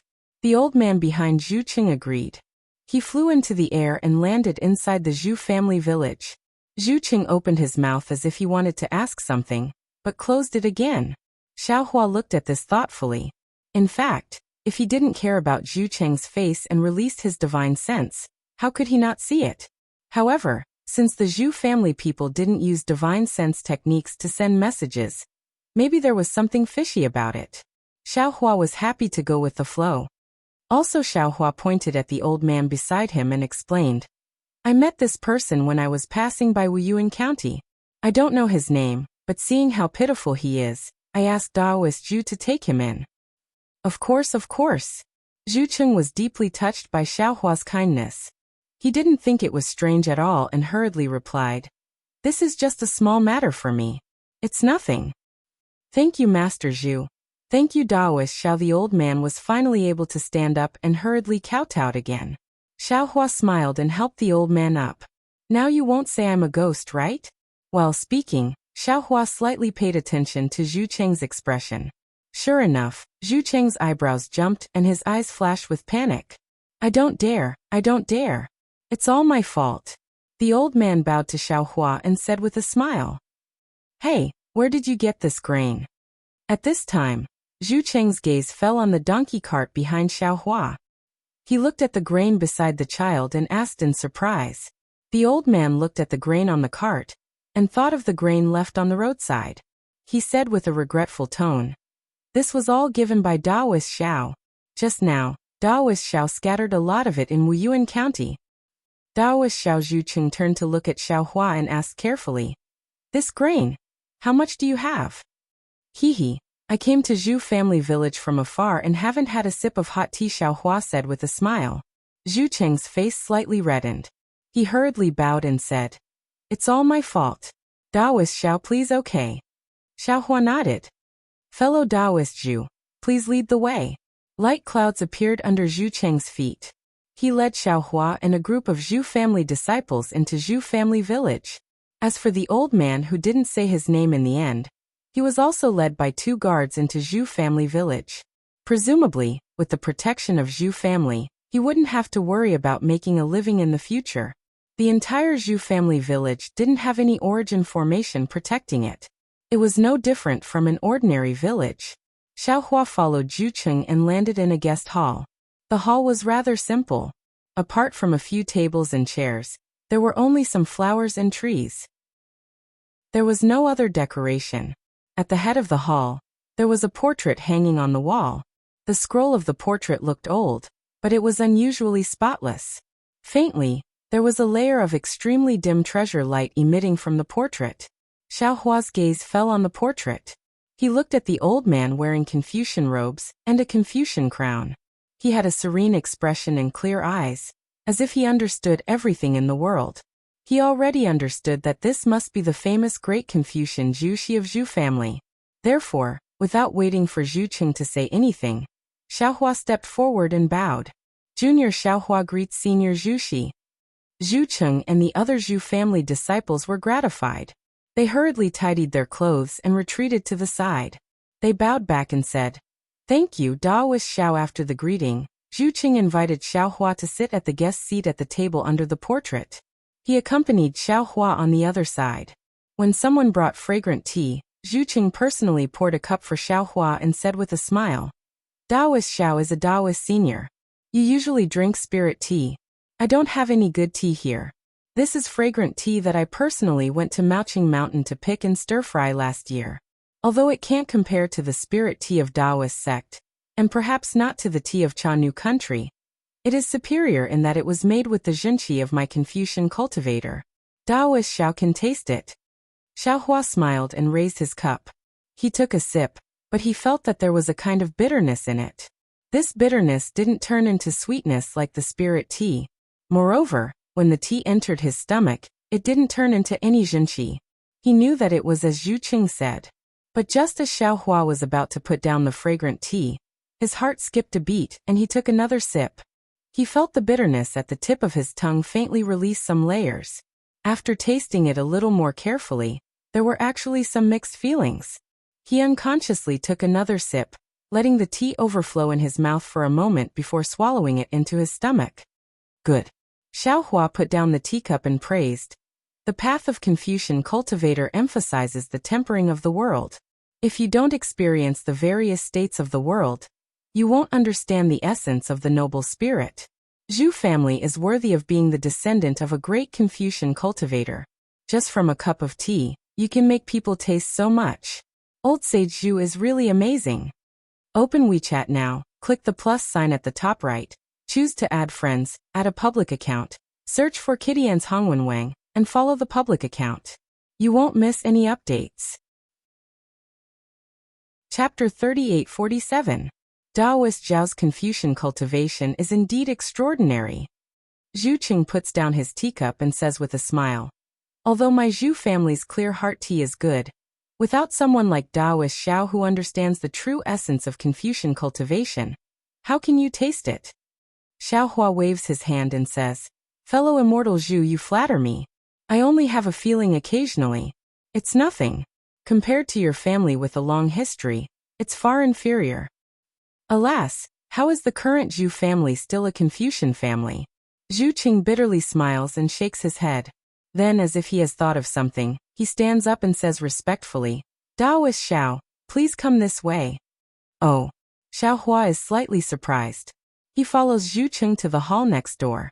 This is also a hall, but it's slightly smaller than the previous one. This hall is even more simple and crude, with only one incense burner table.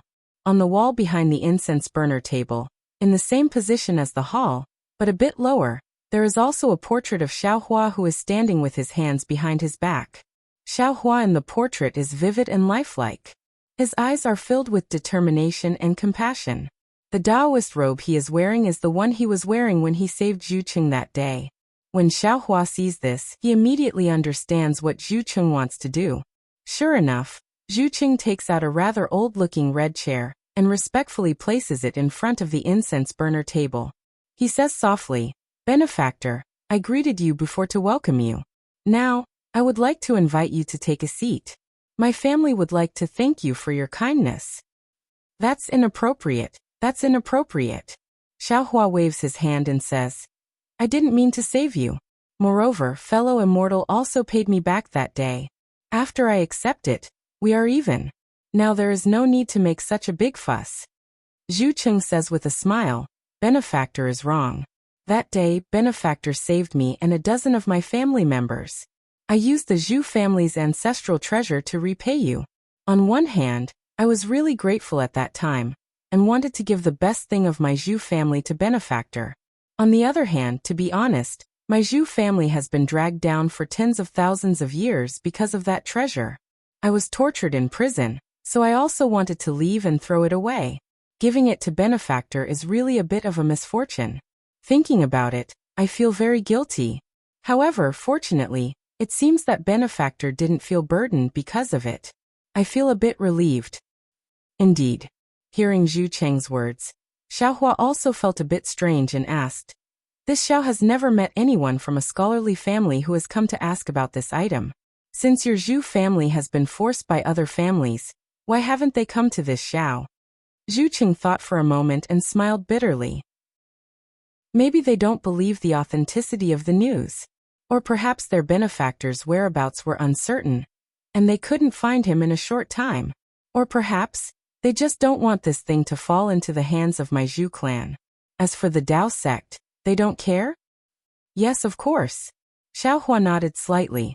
After rescuing Li Xiang from the Copper Pillar State, he hadn't stayed in the Black Wind Ridge for long. Later, the Black Wind Ridge was flattened by Sun Jian's troops, and those scholarly families couldn't find any traces of him. Of course, it was more likely that they did not believe the news and did not believe in the existence of the enlightenment of heavenly writing. Otherwise, they would have followed Duanmu Liangsheng to the Misty Mountain Maze formation. Of course, this is nothing, Zhu Qing said solemnly.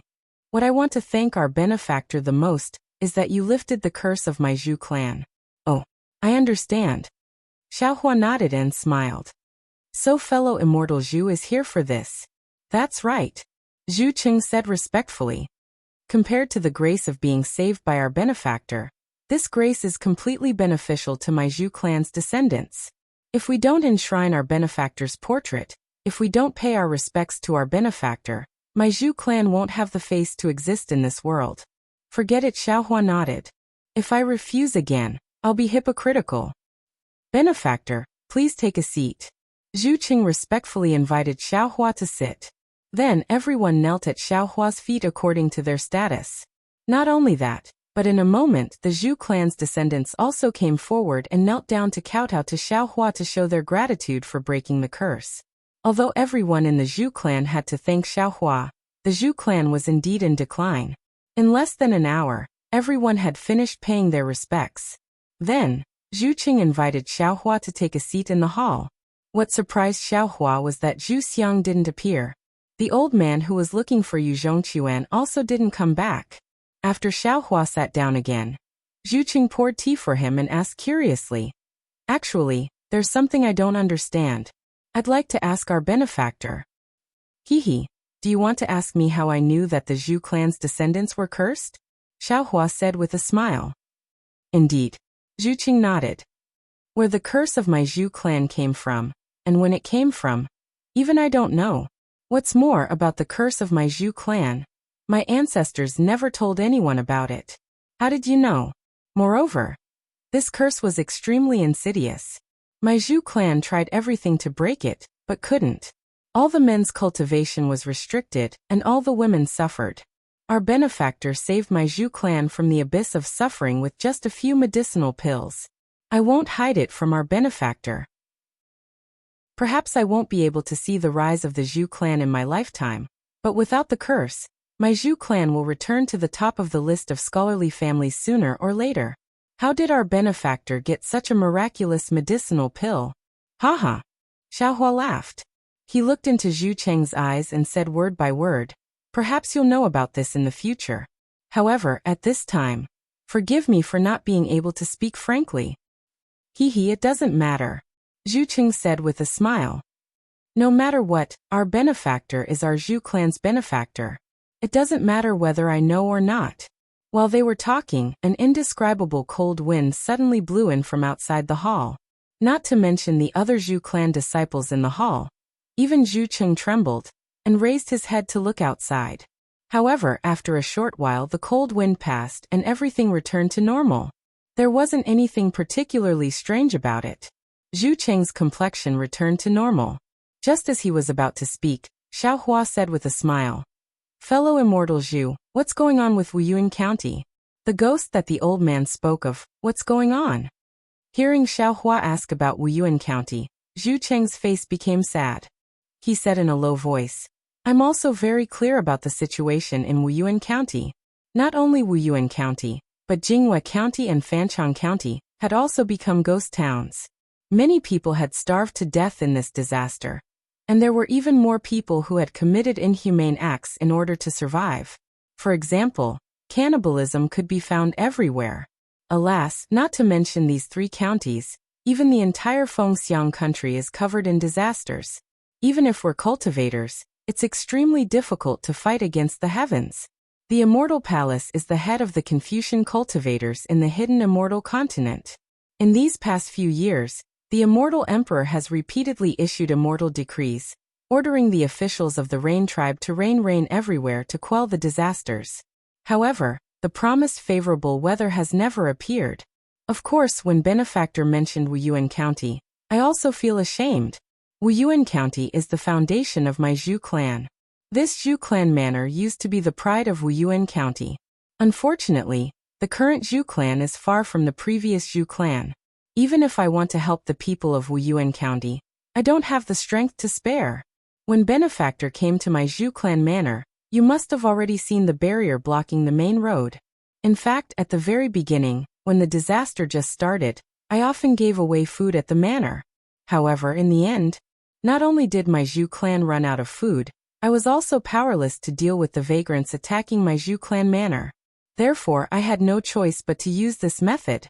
Xiaohua looked at Zhu Cheng and raised his hand with a smile. He took out a qiankuan pouch and handed it to Zhu Cheng, saying, In that case, these are for you.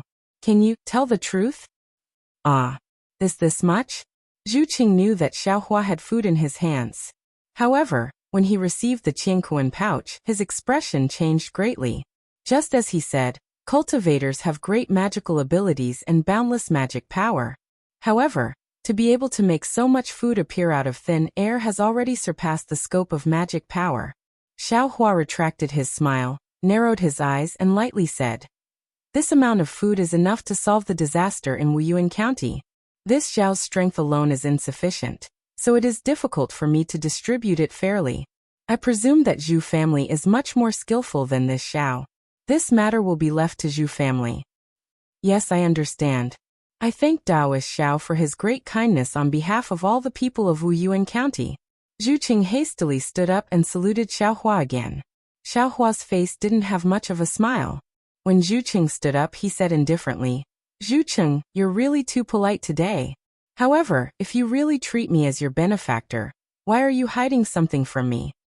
Benefactor Zhu Cheng's face revealed an awkward expression. He was still somewhat hesitant. Xiaohua sighed and said, When I came here, I knew that Zhu clan was the master. Therefore, I respected Zhu clan very much and didn't release my divine sense to investigate. If fellow Taoist Zhu doesn't want to tell me, do you want me to investigate it myself? Big brother, just when Zhu Cheng was hesitating whether or not to speak, an untimely voice came from outside. Soon after, the old man who flew away to find Yu Zhongquan flew back. As soon as he landed, he hastily shouted, Jin he, however, when he saw Xiaohua sitting on the seat of honor, he also had some misgivings. He looked at Zhu Cheng and wanted to send a sound transmission, but he didn't dare. Speak, Xiaohua said coldly, unless you don't speak. Even if you send a sound transmission, I can still hear it. Speak, Zhu Cheng waved his hand and helplessly ordered. Daoist Xiao. The old man hastily said. The Yu Zhongquan you're looking for should have been invited by Jin. Several months ago, he came from Yifeng country to our Zhu clan manor. I've already asked the servants who take care of Jin's daily life. When he heard that Yu Zhongquan had already been in Zhu clan manor for several months, and he didn't know, Zhu Cheng's face became somewhat unsightly. However, the old man's next words shocked him greatly. At this time, Yu Zhongquan and more than 10 other young juniors, under Jin's lead, have already entered the Yuang Ghost Cave. Ah! Zhu Cheng exclaimed. You didn't catch up? Do you want to know more exciting developments in the legend of the cultivation god? Open WeChat now, click the plus sign at the top right, choose to add your friends, add your public account, search for Kitty-Ann's Hongwenwang, and follow the public account.